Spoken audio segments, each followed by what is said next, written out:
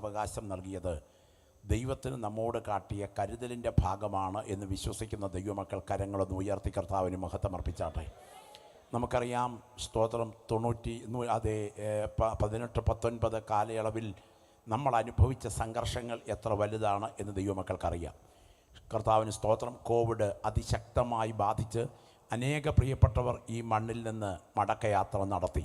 എന്നാൽ ജീവനുള്ള ദേശത്ത് നമ്മുടെ കണ്ണിനെ കണ്ണുനീരിൽ നിന്നും, നമ്മുടെ കാലിനെ ഇടർച്ചയിൽ നിന്നും, നമ്മുടെ ജീവനെ മരണത്തിൽ നിന്നും സൂക്ഷിച്ച് കഴിഞ്ഞ നാളുകളിലുണ്ടായ അനർത്ഥങ്ങളുടെ കൂടിപ്പെയ്ത്തുകൾക്ക് നടുവിൽ ദൈവത്തിൻ്റെ കരുതൽ അനുഭവിച്ച് വീണ്ടും ദൈവത്തിൻ്റെ വചനത്തിൻ്റെ വിരുന്നിലേക്ക് അവിടുന്ന് നമ്മെ കൂട്ടിക്കൊണ്ടുവന്നത് നമ്മോട് കാട്ടിയ ദൈവത്തിൻ്റെ കരുതലിൻ്റെ ഭാഗമാണ് എന്ന് തിരിച്ചറിയുന്ന ദൈവമക്കൾ ഇരിക്കുന്ന ഇരിപ്പിലിരുന്നു കൊണ്ട് നിറഞ്ഞ ഹൃദയത്തോടെ ശബ്ദമുയർത്തി കർത്താവിന് സ്തോത്രം ചെയ്യണം. ആരാധന ആത്മനിറവ് പ്രാപിച്ച ദൈവമക്കൾക്ക് അപമാനമല്ല, അത് അഭിമാനമാണ് എന്ന ബോധ്യമുണ്ടെങ്കിൽ ഇന്ന് രാത്രി ഇവിടെ ഇരിക്കുന്ന ഒരു ദൈവ പൈതൽ പോലും വാപൂട്ടി മൗനമായി ഇരിക്കരുത്. സ്തോത്ര സ്വരങ്ങളോടെ കർത്താവിനെ ആരാധിക്കുന്ന രാത്രിയാകണം. ഇന്ന് രാത്രി, ഈ രണ്ടാമത്തെ രാത്രി, ഇവിടെ ഒരു ആത്മീയ യുദ്ധം തുടരുകയാണ്. എത്ര ദൈവമക്കൾ വിശ്വസിക്കുന്നുണ്ട്? ഇത് മതത്തിനെതിരായിട്ടോ സംഘടനകൾക്കെതിരായിട്ടോ നടത്തുന്ന യുദ്ധമല്ല. യേശുവിൻ്റെ ചോര കൊണ്ട് കഴുകൽ പ്രാപിച്ച ദൈവമക്കൾ സാത്താനോടും അവൻ്റെ സംഘത്തോടും നടത്തുന്ന പോരാട്ടമാണ് സുവിശേഷ പ്രസംഗം. ഈ യുദ്ധം ഇന്ന് രാത്രി ഇവിടെ ജയിക്കണമെങ്കിൽ ആരാധന ഇന്ന് രാത്രി ഇവിടെ ഉയരണം. ഏലിയാവിൻ്റെ യാഗപീഠത്തിൻ്റെ ഭംഗി കൊണ്ടല്ല, അവിടെ കീറിയടുക്ക ഇറച്ചിത്തുണ്ടുകളുടെ സൗന്ദര്യ നിമിത്തമല്ല, അവിടെ ഇറങ്ങിയ തീയുടെ മുൻപിലാണ് ബാലിൻ്റെ ശക്തികൾ മുഴങ്കാൽ മടക്കിയതെങ്കിൽ ഇന്നു രാത്രി പ്രസംഗിക്കുന്ന ദൈവദാസൻ്റെ വാക്ചാതുര്യത്തിലല്ല, പ്രാർത്ഥിക്കുന്ന ദൈവമക്കളുടെ ഹൃദയത്തിൻ്റെ യാഗപീഠത്തിൽ സ്വർഗത്തിൻ്റെ തീ ഇറങ്ങാൻ ഏൽപ്പിച്ചു കൊടുത്താൽ ഇരുട്ടിൻ്റെ ശക്തികൾ ഇവിടെ മുട്ടുമടക്കുന്ന രാത്രിയായിരിക്കും. ദൈവപ്രവർത്തി ഇവിടെ വെളിപ്പെടുന്ന രാത്രിയായിരിക്കും. ഇത് വിശ്വസിക്കുന്ന ദൈവത്തിൻ്റെ ജനം പ്രാർത്ഥനയിൽ പോരാടുന്ന, സ്തോത്രത്തിൽ ജാഗരിക്കുന്ന രാത്രിയാകട്ടെ. ദൈവത്തിന് സ്തോത്രം. ആ വേദപുസ്തകം കരങ്ങളിലൊന്ന് ഉയർത്തിപ്പിടിച്ചുകൊണ്ട് എല്ലാ ദൈവമക്കളും ഒന്നിച്ച് ആ പുസ്തകം ഉയർത്തിപ്പിടിച്ച് ദൈവത്തെ ഒന്ന് മഹത്വപ്പെടുത്താമോ? ഇതുമായി ഇന്ന് രാത്രി യോഗത്തിന് വരാൻ ദൈവം നമ്മുടെ കരങ്ങൾക്ക് കരുത്ത് പകർന്നതോർത്ത് എത്രത്തോളം ശബ്ദമുയർത്താമോ അത്രത്തോളം ശബ്ദമുയർത്തി നമ്മുടെ ശിരസുന്നമിപ്പിച്ച് നമുക്കിന്ന് രാത്രി നമ്മുടെ ദൈവത്തിന് മഹത്വമർപ്പിക്കണം. ദൈവത്തിന് സ്തോത്രം. വളരെ പ്രാർത്ഥനയോടെ, തികച്ചും ഏകാഗ്രതയോടെ നമുക്ക് ദൈവമുഖത്തേക്ക് നോക്കാം. ഇത് കാലത്തിൻ്റെ നിമിഷവേളയാണ്. നമ്മുടെ ആയുസ് അതിവേഗം ഓടുകയാണ്. കർത്താവിന് സ്തോത്രം.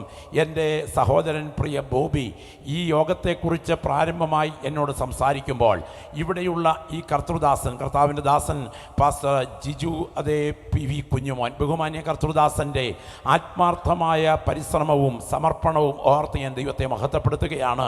അദ്ദേഹം അതിനുവേണ്ടി ആഗ്രഹിക്കുകയും ഇവിടെയുള്ള ഒരുപറ്റം ദൈവമക്കളും ദൈവജനവും പ്രാർത്ഥനാപൂർവ്വം ഇതിൻ്റെ പുറകിൽ പരിശ്രമിക്കുകയും ചെയ്തു. ഞാൻ ഇന്ന് രാത്രി ഏറെ ബഹുമാനിക്കുന്ന നിരവധി ദൈവഭൃത്യന്മാർ ഇവിടെയുണ്ട്. എല്ലാവരെയും ഓർത്ത് ഞാൻ ദൈവത്തെ മഹത്വപ്പെടുത്തുകയാണ്. കർത്താവിന് സ്തോത്രം. പ്രിയ വർഗിച്ചായൻ, ക്രിസ്തുവിൽ ഞാൻ ഏറെ സ്നേഹിക്കുന്ന പ്രിയപ്പെട്ട ദൈവഭൃത്യൻ ഇവിടെ കടന്നു വന്നിട്ടുണ്ട്. ഇന്ത്യ പെന്തക്കോസ്ത് ദൈവസഭയ്ക്ക് ഈ മേഖലയിൽ താൻ നേതൃത്വം നൽകുന്നു. മറ്റു പല ദൈവഭൃത്യന്മാരും. എന്നാൽ ഞാനൊരു വസ്തുത ഉറപ്പിച്ച് പറയട്ടെ, ഈ ആയുസ് വളരെ ക്ഷണികമാണ്. ഇത് അതിവേഗം ഓടിക്കൊണ്ടിരിക്കുകയാണ്. ഒരു മനുഷ്യൻ്റെ ആയുസ് ഈ ഭൂമിയിൽ പൂർണ്ണമായി ലഭിച്ചാൽ ഏതാണ്ട് 80 വർഷം ആരോഗ്യത്തോടെ തുടരാൻ കഴിയും. 80 വർഷം മൊത്തം കിട്ടിയാൽ 29,200 ദിവസം നമുക്കിവിടെ കിട്ടും. ഇനിയും ബാക്കിയുണ്ട് എന്നല്ല അതിൻ്റെ അർത്ഥം.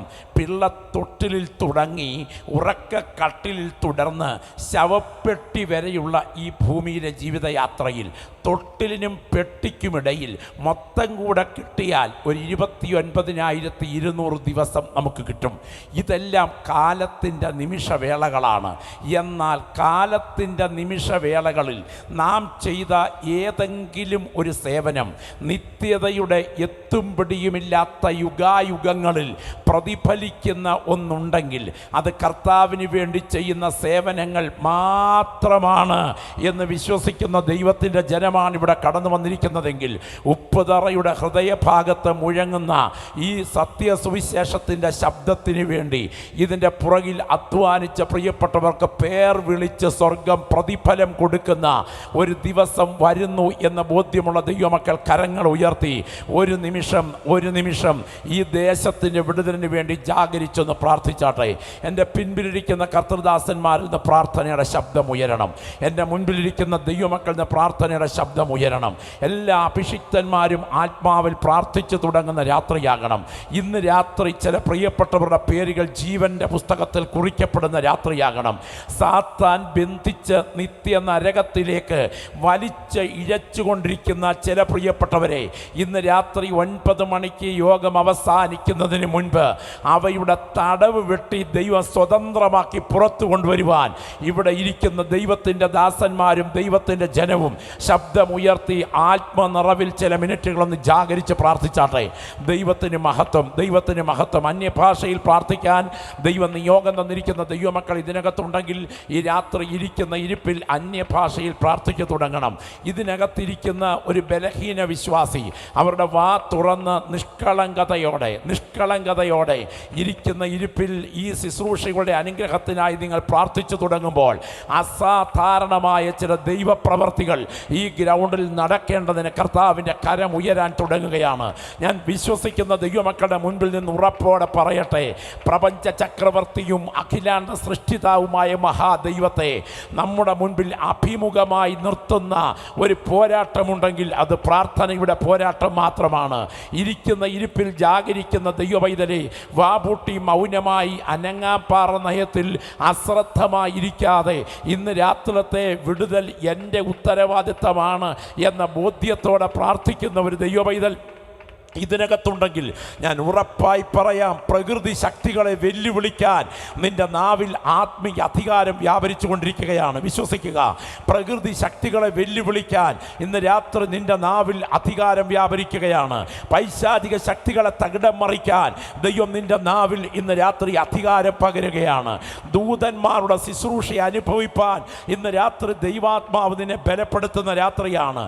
കൊടിയ ബന്ധനങ്ങൾക്കകത്ത് നിത്യ നരകത്തിലേക്ക് വലിച്ചിഴയ്ക്കപ്പെടുന്ന ചില ആത്മാക്കൾ ഈ വചനത്തിൻ്റെ മുൻപിൽ വിടുതലിലേക്ക് വരേണ്ടതിന് കർത്താവിൻ്റെ കരം നീട്ടാൻ തുടങ്ങുകയാണ്. പ്രാർത്ഥിച്ചു തുടങ്ങിക്കാട്ടെ. ഗ്ലോറി, ദൈവത്തിന് മഹത്വം, ദൈവത്തിന് മഹത്വം, ദൈവത്തിന് മഹത്വം. അറുക്കപ്പെട്ട കുഞ്ഞാടിന് മഹത്വം, അറുക്കപ്പെട്ട കുഞ്ഞാടിന് മഹത്വം. സ്വർഗത്തിനും ഭൂമിക്കും നാഥനായ നസ്രയനായ യേശുവിൻ്റെ അധികാരമുള്ള നാമത്തിൽ പാമ്പുകളെയും തേളുകളെയും ശത്രുവിൻ്റെ സകല ബലത്തെയും ചവിട്ടുവാൻ ഞാൻ നിങ്ങൾക്ക് അധികാരം തരുന്നു എന്നരുളി ചെയ്തവൻ്റെ നാമത്തിൽ വാഴ്ചകളെയും അധികാരങ്ങളെയും ആയുധവർഗം വയ്പ്പിച്ച് അവയെ കാൽവറിയിൽ പരാജയപ്പെടുത്തിയവൻ്റെ നാമത്തിൽ സിംഹത്തിന്മേലും അണലിമേലും ചവിട്ടി ബാലസിംഹത്തെയും പെരുമ്പാമ്പിനെയും മെതിച്ചു കളയുന്നവൻ്റെ നാമത്തിൽ തീയിൽ ചുള്ളി കത്തുന്നത് പോലെയും തീ കൊണ്ട് വെള്ളം തിളയ്ക്കുന്നത് പോലെയും സ്വർഗം കീറി ഇറങ്ങി വരുവാൻ കഴിവുള്ളവൻ്റെ തേജസ്സിൻ്റെ കരങ്ങളിൽ ഈ 2ാം രാത്രി യോഗത്ത് ഞങ്ങൾ പ്രാർത്ഥിച്ച് കൈമാറുന്നു. ചില ദൈവപ്രവർത്തികൾ ഇവിടെ സംഭവിക്കട്ടെ. ചില അടയാളത്തോടു കൂടിയ ദൈവപ്രവർത്തികൾക്കായി ഈ രാത്രി യോഗത്തെ ഞങ്ങൾ പ്രാർത്ഥിച്ച് വേർതിരിക്കുന്നു. കർത്താവ് ചെയ്യുവാൻ തുടങ്ങുന്നത് കൊണ്ട് സ്തോത്രം. യേശുവിൻ നാമത്തിൽ തന്നെ കരമുയർത്തി കർത്താവിന് മഹത്വം അർപ്പിക്കാം. വാത്സല്യ സഹോദരങ്ങളെ, നാം ഇന്ന് രാത്രി പ്രാർത്ഥനാപൂർവം ഒരു വേദഭാഗത്തിലേക്ക് നമ്മുടെ ശ്രദ്ധയെ ക്ഷണിക്കുകയാണ്. റോമാലേഖനം 8-ാം അധ്യായം 31-32 വാക്യങ്ങൾ. റോമാലേഖനം 8-ാം അധ്യായം അതിന് 31-32 വാക്യങ്ങൾ ശബ്ദമുയർത്തി വായിച്ച് സഹായിക്കാം. ഉച്ചഭാഷണിയുടെ സഹായത്തോടുകൂടെ വായിച്ച് സഹായിക്കുക. റോമാലേഖനം 8-ാം അധ്യായം 31-32. ഇത് സംബന്ധിച്ച് നാം എന്ത് പറയേണ്ടു? ദൈവം നമുക്ക് അനുകൂലമെങ്കിൽ നമുക്ക് പ്രതികൂലം ആർ? സ്വന്തം പുത്രനെ ആദരിക്കാതെ നമുക്ക് എല്ലാവർക്കും വേണ്ടി ഏൽപ്പിച്ചു തന്നവൻ അവനോടുകൂടെ സകലവും നമുക്ക് നൽകാതിരിക്കുമോ? മതിയല്ലോ. വളരെ പ്രാർത്ഥനയോടെ, തികച്ചും ദൈവാശ്രയത്തോടെ, ദൈവസന്നിധാന ചിന്തയോടെ, പരിശുദ്ധാത്മാവ് ഇന്ന് രാത്രി ഇടപെടണമേ എന്ന സമർപ്പണത്തോടെ നമുക്ക് ദൈവസന്നിധാനത്തിലായിരിക്കണം. നമ്മെ ഇത്രത്തോളം കൊണ്ടുവന്നത്, നമ്മെ എന്തെങ്കിലും ആക്കിയിട്ടുണ്ടെങ്കിൽ അതിനാധാരമായത് നമ്മുടെ കയ്യിലിരിക്കുന്ന ദൈവത്തിൻ്റെ വചനമാണ്. ഈ വചനം മാറോടടുക്കി പിടിക്കാൻ ദൈവം നമുക്ക് ഭാഗ്യം നൽകിയത് ഓർത്ത് കരങ്ങൾ ഉയർത്തി, ശബ്ദം ഉയർത്തി ഒരിക്കൽ കൂടെ ദൈവത്തിനൊന്ന് മഹത്വം അർപ്പിച്ചാട്ടെ. പ്രപഞ്ച ചക്രവർത്തിയും അഖിലാണ്ട സൃഷ്ടിതാവുമായ മഹാദൈവത്തെ നമ്മുടെ മുൻപിൽ അഭിമുഖമായി നിർത്തുന്ന ഒരു പുസ്തകം ലോകത്തിലുണ്ടെങ്കിൽ അത് ദൈവത്തിൻ്റെ വചനമാണ്. ഈ വചനം വഴികാട്ടിയായി സ്വീകരിച്ചിരിക്കുന്ന ഒരു ദൈവ പൈതൽ ഇവിടെ ഉണ്ടെങ്കിൽ നിന്നെ തകർക്കാൻ ലോകത്തിലെ ഒരു ശക്തിക്കും കഴിയുകയില്ല. വചനം വഴികാട്ടിയായി സ്വീകരിച്ചിരിക്കുന്ന ദൈവ പൈതലെ, നിനക്കൊരിക്കലും വഴി തെറ്റുകയില്ല എന്ന് മാത്രമല്ല, നീ എത്തേണ്ടിടത്തെത്തുന്നത് വരെ നിന്നെ നയിക്കുന്നൊരു ദിവ്യപ്രകാശം ഇതിൽ നിന്റെ പാതയ്ക്ക് ദീപമായി നിരന്തരം വ്യാപരിച്ചു കൊണ്ടിരിക്കും. ഇരുട്ടിൻ്റെ ശക്തികളെ ഊരി വെട്ടാൻ ദൈവം നിന്റെ കയ്യിൽ തന്നിരിക്കുന്ന പടവാളാണ് ഈ ജീവന്റെ വചനം. അന്ധകാര ശക്തികൾക്കെതിരെ ഉപയോഗിക്കാൻ ദൈവം തന്നിരിക്കുന്ന പോരാട്ടത്തിൻ്റെ സമരായുധമാണ് ഈ ജീവന്റെ വചനം. വചനത്താൽ ബലം പ്രാപിച്ച ദൈവമക്കൾ തല കുനിക്കേണ്ടി വരികയില്ല. ദൈവത്തിൻ്റെ കരുതലിൻ്റെ സംരക്ഷണം അവർക്ക് ചുറ്റുമുണ്ടായിരിക്കും. ലോകത്തിൽ എത്രയോ മതഗ്രന്ഥങ്ങളുണ്ട്. ബുദ്ധമതഗ്രന്ഥം, ജൈന മതഗ്രന്ഥം, പാഴ്സി മതഗ്രന്ഥം, സിഖ് മതഗ്രന്ഥം, ഇസ്ലാം മതഗ്രന്ഥം. എല്ലാവരും അവരവരുടെ മതഗ്രന്ഥങ്ങൾ അതുല്യമെന്ന്, വൈശിഷ്ട്യം നിറഞ്ഞതെന്ന്, സത്യസന്ധമെന്ന്, ഈശ്വരാസ്തിക്യത്തിൻ്റെ പ്രഖ്യാപിത രേഖകളെന്ന് തെളിയിക്കാൻ അശ്രാന്ത പരിശ്രമം നടത്തുമ്പോൾ നമ്മുടെ വിശ്വാസ പ്രമാണത്തിന് ആധാരമായ ഈ പരിശുദ്ധ തിരുവഴുത്തിൻ്റെ പരമ ഉത്കൃഷ്ടത, ഇതിൻ്റെ പവിത്രത, ഇതിൻ്റെ വൈശിഷ്ട്യം, ഇതിൻ്റെ സത്യസന്ധത, ഇതിൻ്റെ തെറ്റിക്കൂടായ്മ, ഇതിൻ്റെ ദിവ്യത്വം, ഇതിൻ്റെ അപ്രമാദിത്വം എവിടെയാണ് ഉള്ളടക്കം ചെയ്തിരിക്കുന്നത്? സത്യവും സങ്കല്പവും സമ്മിശ്രമാക്കി സമ്മേളിപ്പിച്ച് മനുഷ്യൻ്റെ മുൻപിലെ ഇലയിൽ വിളമ്പി വയ്ക്കുന്ന നിരവധി ഗ്രന്ഥങ്ങൾ ലോകത്തിലുള്ളപ്പോൾ അക്ഷരാഭ്യാസമില്ലാത്തവനെയും ദൈവരാജ്യത്തിന് അവകാശിയാക്കാൻ ശക്തിയുള്ള ദൈവത്തിൻ്റെ മാറ്റമില്ലാത്ത വചനത്തിൻ്റെ അതുല്യത സ്തുതി ചെയ്യുന്നത് നിറവേറിക്കഴിഞ്ഞതും നിറവേറൽ കാത്തു കിടക്കുന്നതും നിറവേറിക്കൊണ്ടിരിക്കുന്നതുമായ നിരവധി പ്രവചനങ്ങളിലാണ്.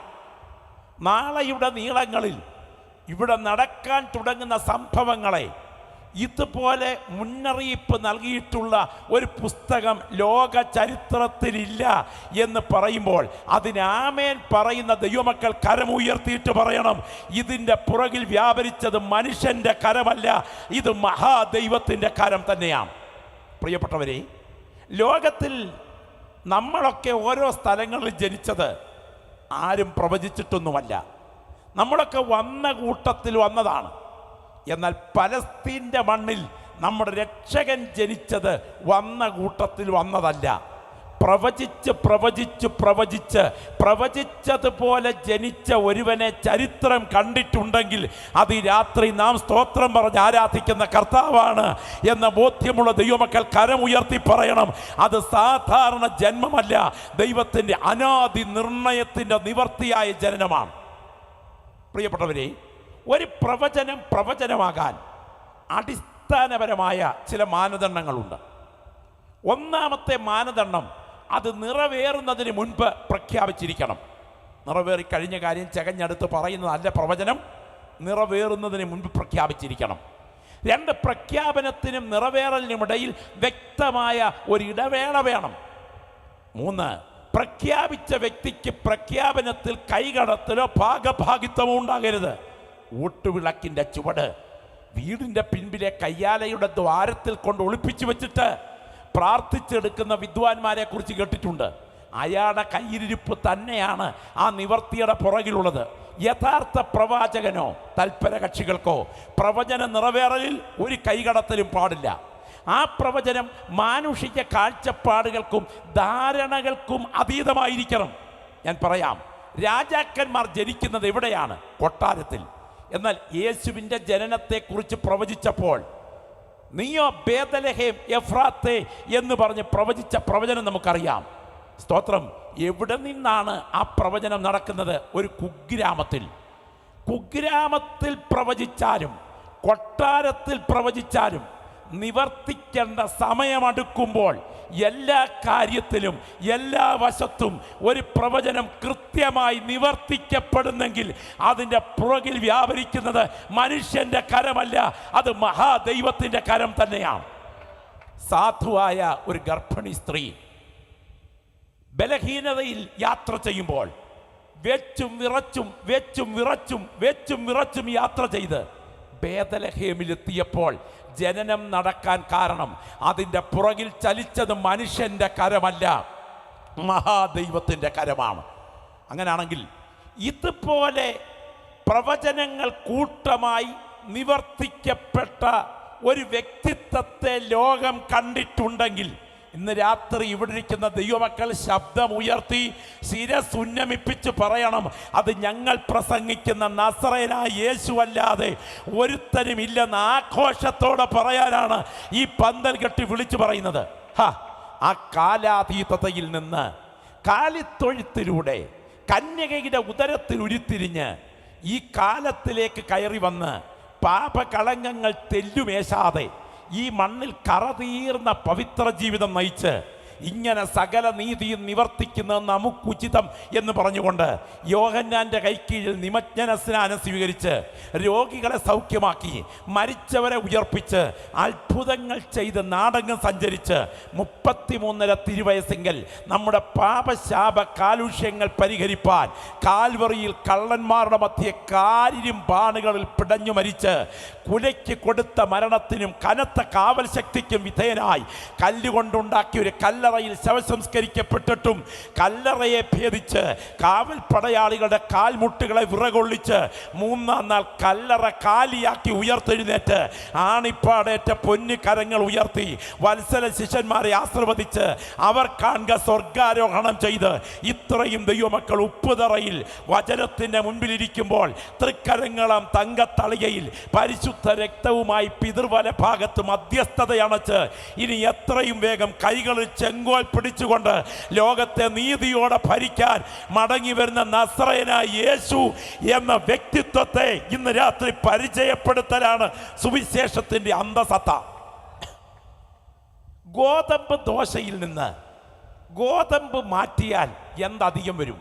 ഒന്നും അധികം വരികയില്ല. ഇതുപോലെ സുവിശേഷത്തിൽ നിന്നും യേശു ക്രിസ്തുവിനെ മാറ്റിയാൽ ഒന്നും അധികം വരില്ല. ഞങ്ങൾക്ക് ഇന്ന് രാത്രി ഉയർത്തിപ്പറയാനുള്ള ഒരു നാമമുണ്ടെങ്കിൽ അത് ഈ രാത്രി യേശുവിൻ്റെ നാമമാണ്. അവൻ്റെ കരം ഈ രാത്രി ആത്മാക്കളെ വിടുവിക്കുന്ന രാത്രിയാണ്. പ്രിയപ്പെട്ടവരെ, ശരിക്കും ബൈബിൾ പ്രവചനങ്ങൾ പഠിച്ചാൽ എത്ര കൃത്യമായാണ് ബൈബിൾ പ്രവചനങ്ങൾ അതിൻ്റെ കൂട്ട നിവർത്തിയിലേക്ക് പാഞ്ഞെടുക്കുന്നത്. ഞാൻ നിങ്ങളോട് പറയാം, ഈ യുഗം അതിൻ്റെ സന്ധ്യയിലേക്ക് നീങ്ങുകയാണ്. ഈ കാലം അതിൻ്റെ സമാപന ദിവസങ്ങളിലേക്ക് അടുക്കുകയാണ്. നമ്മുടെ കർത്താവിൻ്റെ മടങ്ങി വരവ് നേരിൽ കാണാൻ വേർതിരിക്കപ്പെട്ട ദൈവമക്കളാണ് ഇന്ന് രാത്രി ഇവിടെ ഇരുന്ന് കർത്താവിന് സ്തോത്രം ചെയ്യുന്ന ദൈവമക്കൾ. എത്ര പേർ വിശ്വസിക്കുന്നുണ്ട്? നമ്മുടെ കണ്ണുകൾ അടയുന്നതിന് മുൻപ്, നമ്മുടെ വീട്ടിലേക്ക് ശവപ്പെട്ടി കയറി വരുന്നതിന് മുൻപ്, നമുക്കൊരു വിലാപഗാനം ഉയരുന്നതിന് മുൻപ് നമ്മൾ ആരാധിക്കുന്ന നമ്മുടെ കർത്താവ് ഈ ആകാശമേഘങ്ങളിൽ മടങ്ങി വരും എന്ന് വിശ്വസിച്ച് ആമേൻ പറയുന്ന ഒരുപറ്റം ദൈവമക്കൾ ഈ വചനത്തിൻ്റെ മുൻപിൽ ഇന്ന് രാത്രി ഇരിക്കുകയാണ്. ഒന്നിനും സ്തോത്രം ചെയ്തില്ലെങ്കിലും ഇതോർത്തി രാത്രി സ്തോത്രം ചെയ്യണം.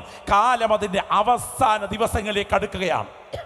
നമുക്കറിയാം, ഇപ്പോൾ നാം അഭിമുഖീകരിക്കുന്ന കാലാവസ്ഥയുടെ മാറ്റം, പ്രകൃതിയുടെ താളക്രമം അടിമുടി തകരുകയാണ്.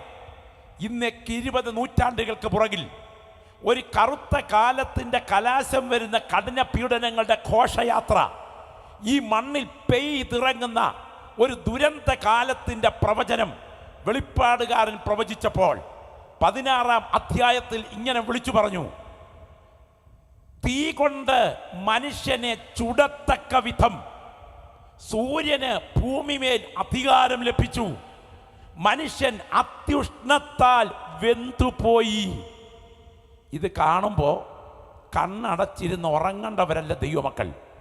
ഇത് സംഭവിച്ച് തുടങ്ങുമ്പോൾ നമ്മുടെ വീണ്ടെടുപ്പ് അടുത്തു വരുന്നത് കൊണ്ട് നിവർന്ന് തലകളെ ഉയർത്താൻ വിളിക്കപ്പെട്ട ദൈവമക്കൾ ഇടം വലം ഇരിക്കുന്നവർ മൗനമായിരുന്നാലും ഈ തലമുറയിൽ അത് സംഭവിക്കാൻ ചരിത്രം അടുത്തു വരുന്നു എന്ന് കേൾക്കുമ്പോൾ വീണ്ടും ജനനം പ്രാപിച്ച ദൈവമക്കൾ അറിയാതെ കർത്താവിനെ ഇന്ന് രാത്രി ആരാധിക്കുന്ന രാത്രിയായി തീരണം. 9,30,00,000 മൈൽ അപ്പുറത്ത് നിന്ന് കത്തിച്ചൊലിക്കുന്ന 6000 ഡിഗ്രി സെൽഷ്യസിൽ ഹീലിയം കത്തുന്ന ആണവ നിലയമായ ഈ സൂര്യൻ്റെ കേന്ദ്ര ഭാഗത്തു നിന്ന് ഈ ഭൂമിയെ ലക്ഷ്യം വെച്ചുകൊണ്ട് കൊറോണയിൽ നിന്നും തീ തുപ്പിയിട്ട് ഭൂമിയുടെ ചൂട് അതിവേഗം ഉയർന്ന് അന്റാർട്ടിക് പ്രദേശങ്ങളിലെ മഞ്ഞുമലകൾ ഉരുകി സമുദ്രജലത്തിൻ്റെ നിരപ്പ് അതിവേഗം ഉയരുന്ന കാഴ്ച ശാസ്ത്രത്തിൻ്റെ കണ്ണുകളിൽ ഭീതി ഉയർത്തുമ്പോൾ പ്രത്യാശ നിറഞ്ഞ ദൈവമക്കൾ വിളിച്ചു പറയുകയാണ്, പ്രവചനം നിവർത്തിക്കപ്പെടുന്നതിലേക്ക് സംഭവങ്ങൾ അടുക്കുകയാണ്.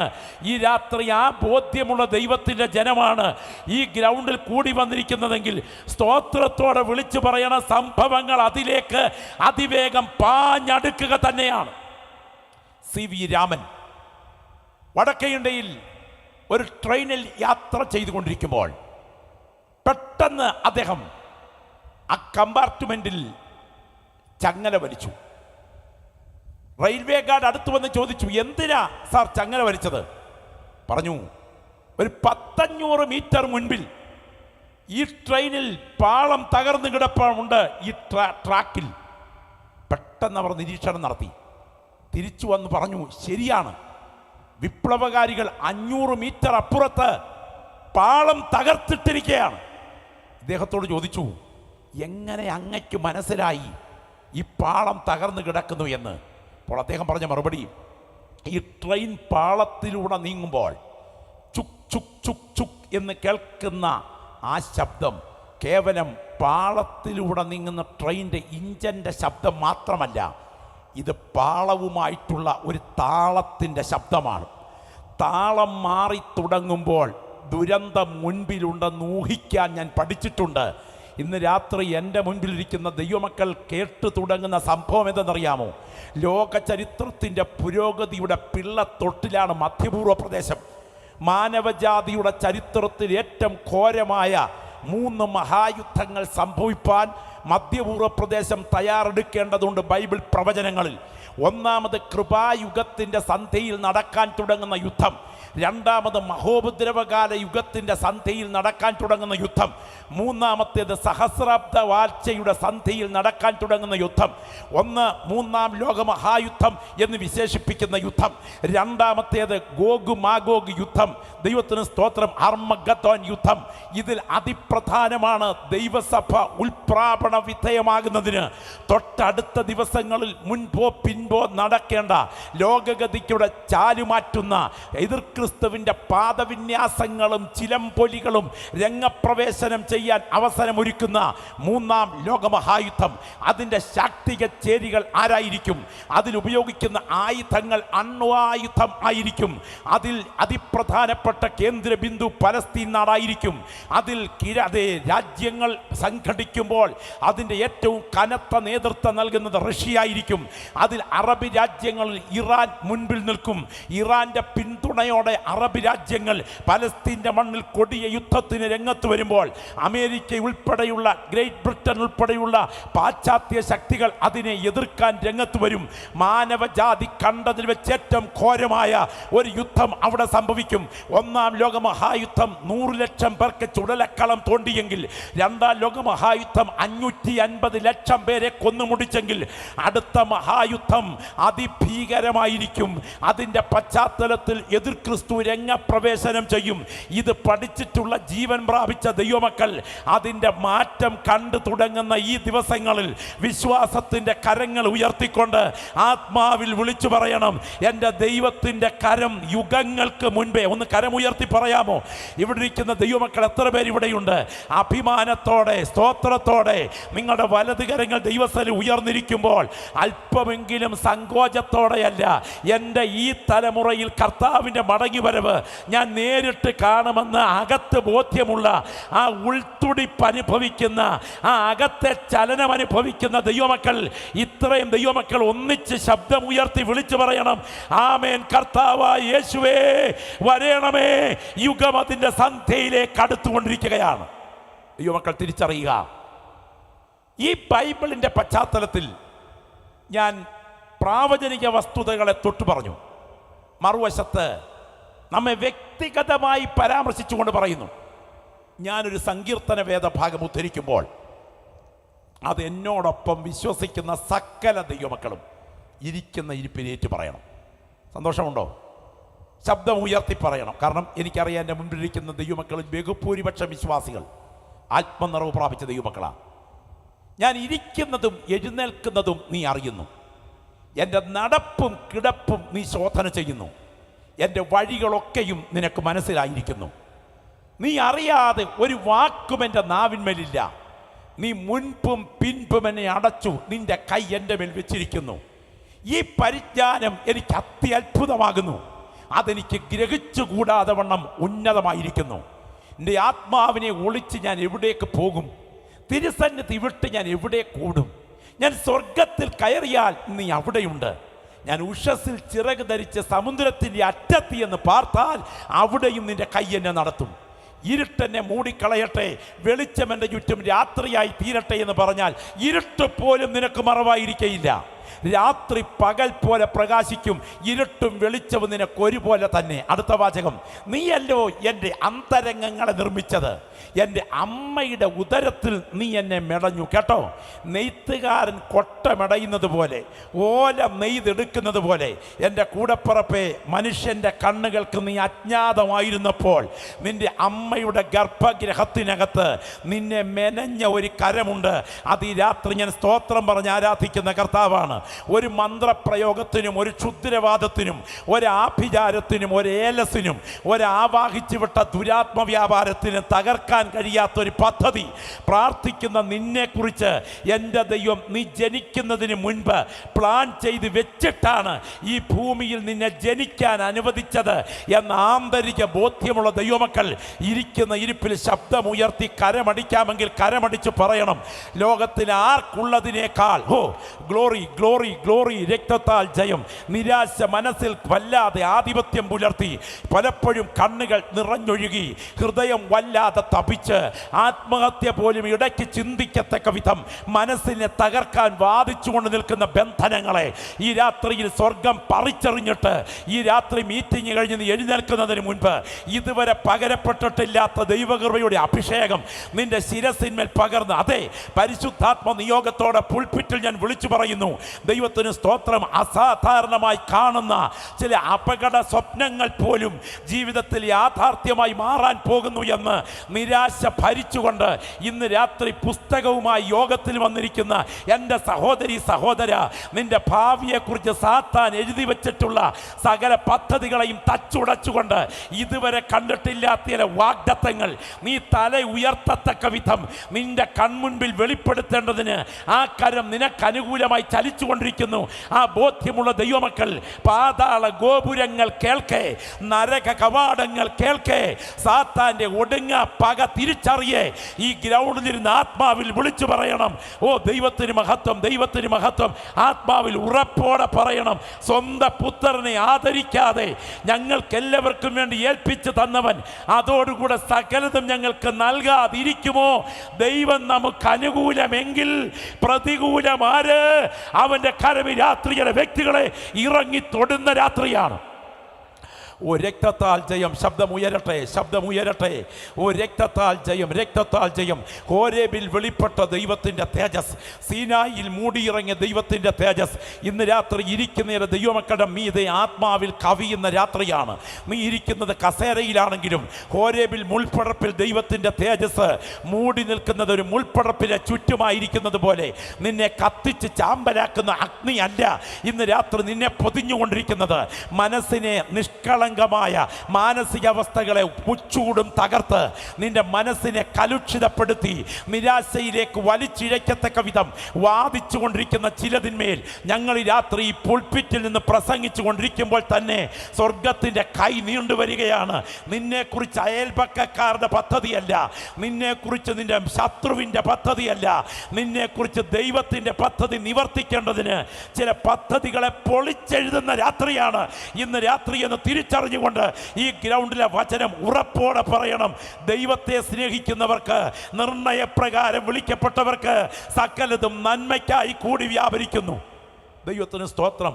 സ്വന്തം പുത്രനെ ആദരിക്കാതെ നമുക്കെല്ലാവർക്കും വേണ്ടി ഏൽപ്പിച്ചു തന്നവൻ അതോടുകൂടി സകലതും നമുക്ക് നൽകാതിരിക്കുമോ? പ്രിയപ്പെട്ടവരെ, ഇത് രേഖപ്പെടുത്തിയ അനുഗ്രഹീതനായ കർത്തൃദാസൻ, നിങ്ങൾ ശ്രദ്ധിച്ച് കേൾക്കണേ. ലോക ചരിത്രം കണ്ടതിൽ വെച്ചേറ്റവും കരുത്തുറ്റ ദൈവഭൃത്യൻ അദ്ദേഹം റോമാലേഖനം 8-ാം അധ്യായം കുറിച്ചു തുടങ്ങുമ്പോൾ തുടക്കം ഇതാണ്: അതുകൊണ്ട് ഇപ്പോൾ ക്രിസ്തുവേശുവിലുള്ളവർക്ക് ഒരു ശിക്ഷാവിധിയുമില്ല. കൃപയാൽ ക്രിസ്തുവേശുവിലായിരിക്കത്തക്ക വിധം എൻ്റെ ദൈവം എന്നെ കണ്ടതോർത്ത് ഞാൻ സ്തോത്രം ചെയ്തെന്ന് പറയാൻ ധൈര്യമുള്ള ദൈവമക്കൾ ഇരിക്കുന്ന ഇരിപ്പിൽ കരമുയർത്തി പറ, ഞാൻ ക്രിസ്തുവേശുവിലുള്ളവനാണ്.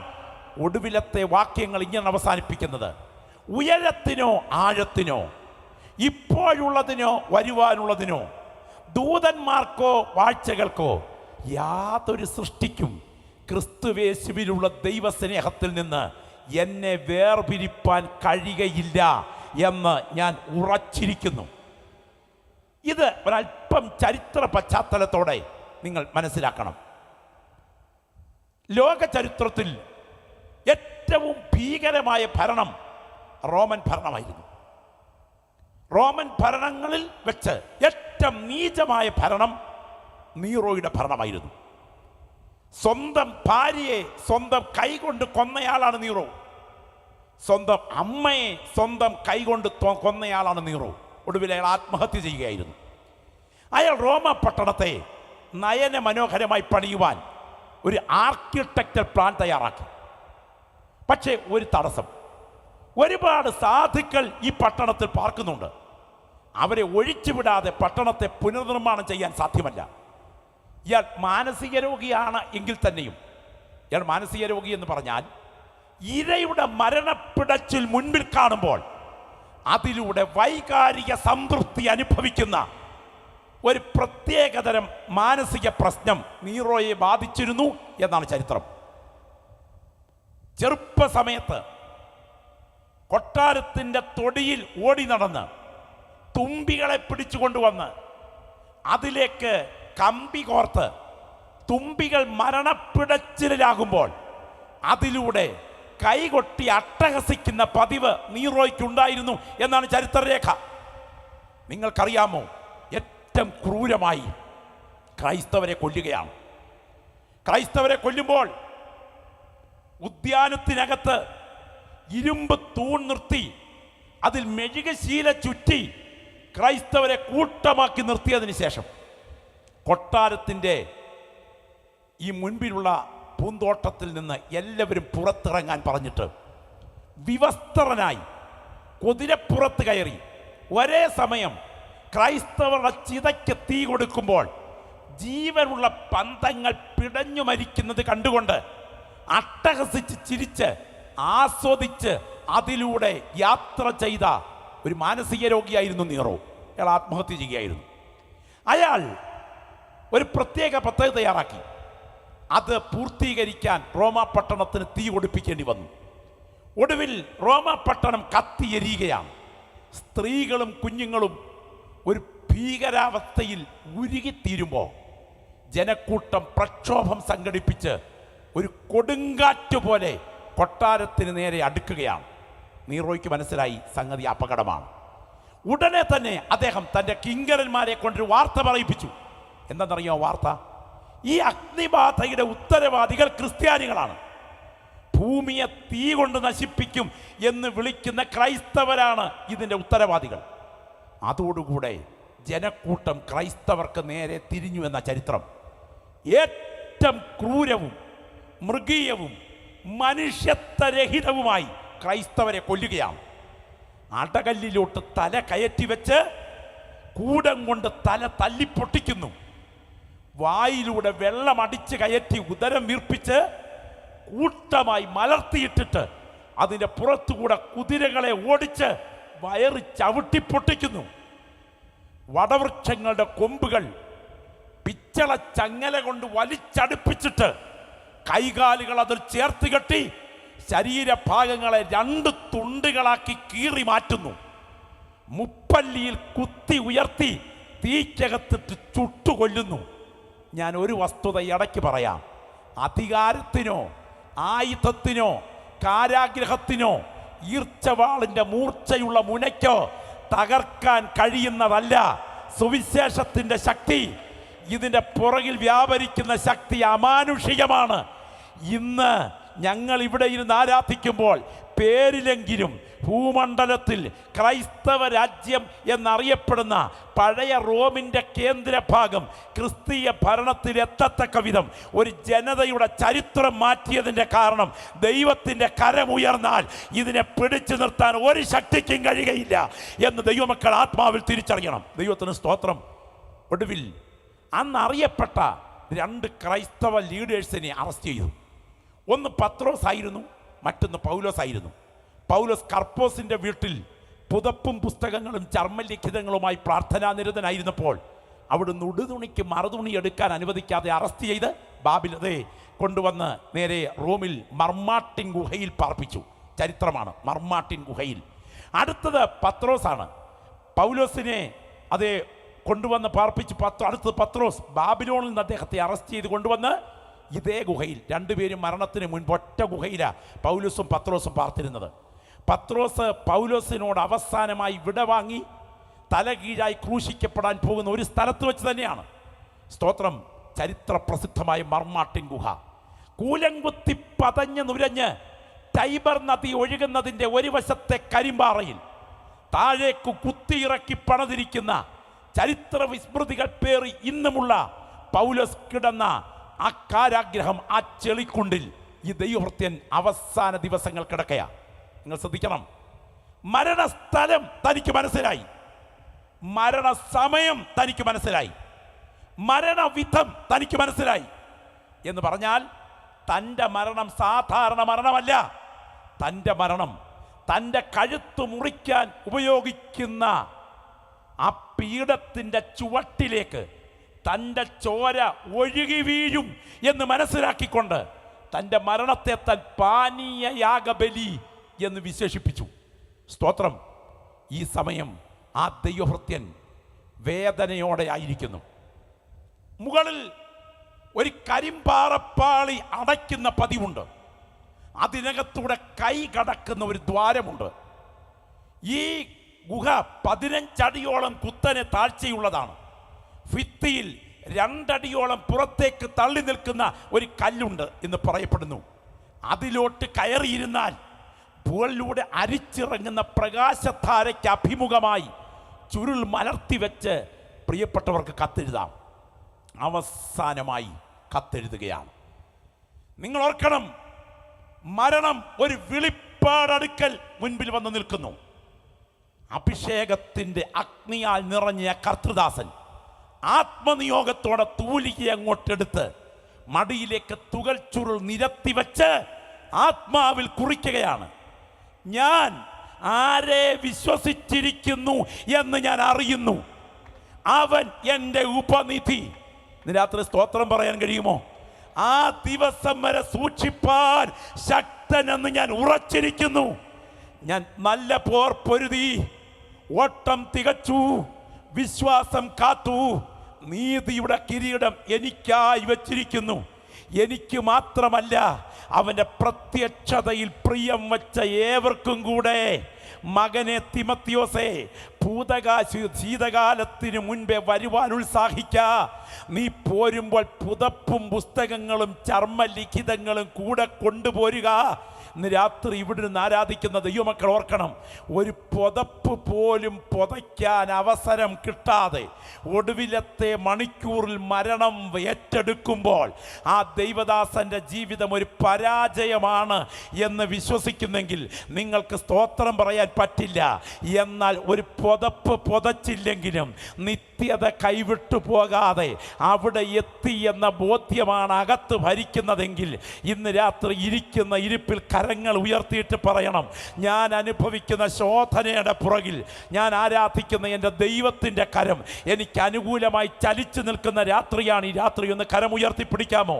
ഒന്ന് കരമുയർത്തിപ്പിടിക്കാമോ? ആത്മാവിൽ ആരാധിക്കുന്ന ദൈവമക്കൾ ചില വ്യക്തികളോട് ഈ ഗ്രൗണ്ടിൽ കടന്നു വന്ന് സ്തോത്രം ചെയ്തുകൊണ്ടിരിക്കുമ്പോൾ ഈ ഉയർത്തിയ കരങ്ങൾക്ക് നേരെ ദൈവത്തിന് ആത്മാവ് ഇടപെട്ട് പറയുകയാണ്, നീ പ്രതീക്ഷിക്കാത്ത അനർത്ഥങ്ങൾ നിന്റെ ജീവന് നേരെ ഉയർന്നു വന്നാലും, നിനക്ക് മുൻപോട്ട് നീങ്ങാൻ കഴിയാത്ത വെല്ലുവിളികൾ നിന്റെ ആയുസ്സിന് നേരെ ആധിപത്യം പുലർത്തിയാലും, ഇന്ന് രാത്രി ഇരിക്കുന്ന ഇരിപ്പിൽ കരങ്ങൾ ഉയർത്തിപ്പിടിച്ചുകൊണ്ട് ആത്മാവിൽ പറയേണ്ട ഒരു വചനം ഞാൻ വിളിച്ചു പറയാൻ തുടങ്ങുകയാണ്. ദൈവത്തെ സ്നേഹിക്കുന്നവർക്ക്, ശബ്ദം ഉയർത്തി പറഞ്ഞ്, ദൈവത്തെ സ്നേഹിക്കുന്നവർക്ക്, നിർണയപ്രകാരം വിളിക്കപ്പെട്ടവർക്ക് സകലതും നന്മയ്ക്കായി കൂടി വ്യാപരിക്കുന്നു. ഇന്ന് രാത്രി ഇവിടുന്ന് സ്തോത്രം പറയുന്ന ദൈവമൈതലേ, എൻ്റെ ദൈവം അറിയാതെ എൻ്റെ ജീവിതത്തിൽ ഒന്നും സംഭവിക്കുകയില്ല. സ്തോത്രം പറഞ്ഞ് ആരാധിക്കാൻ കഴിയുമോ? ഇന്ന് രാത്രി ഈ വചനം കേട്ടുകൊണ്ട് ഈ ഗ്രൗണ്ടിലിരിക്കുന്ന ദൈവമക്കളും ഇന്ന് രാത്രി ഈ വചനത്തിന് മുമ്പിലിരിക്കുന്ന കർത്തൃദാസന്മാരും ഒരുപോലെ പറയണം, ഞാൻ കുടിച്ച വീഞ്ഞിനേക്കാൾ ഞാൻ ഒഴുക്കിയ കണ്ണുനീരിനായിരിക്കും എനിക്ക് നിത്യതയിൽ പ്രതിഫലം പ്രാപിക്കാൻ തുടങ്ങുന്നത്. ഒരിക്കൽ കൂടെ നിങ്ങളിൽ ചിലരെ ചൂണ്ടി പരിശുദ്ധാത്മ നിയോഗത്തോടെ ഞാൻ വിളിച്ചു പറയുന്നു, നീ അനുഭവിച്ച അനുഗ്രഹത്തിൻ്റെ റോസാ പൂക്കളേക്കാൾ നീ സഹിച്ച മുള്ളുകൾക്കായിരിക്കും നിത്യതയിൽ പ്രതിഫലം ലഭിക്കാൻ പോകുന്നതെന്ന് ഉറച്ച് വിശ്വസിക്കുന്ന ദൈവമക്കൾ വെട്ടിപ്പിടിച്ച നന്മയെ ഓർത്തല്ല, അനുഭവിച്ച ശോധനയെ ഓർത്ത് ഈ രാത്രി കരമടിച്ച് ഈ ഗ്രൗണ്ടിലിരുന്ന് കർത്താവിനെ ആരാധിക്കണം. ഓ, രക്തത്താൽ ജയം, രക്തത്താൽ ജയം, രക്തത്താൽ ജയം. അതെ, ഞാനിന്ന് രാത്രി കാണുന്നു ദൈവത്തിൻ്റെ തേജസ് അവിടെവിടങ്ങളിൽ ചില വ്യക്തികളുടെ ശരീരത്തിന്മേൽ ആത്മമണ്ഡലത്തിൻ്റെ ക്രിയ നടത്തുന്ന രാത്രിയാണ്.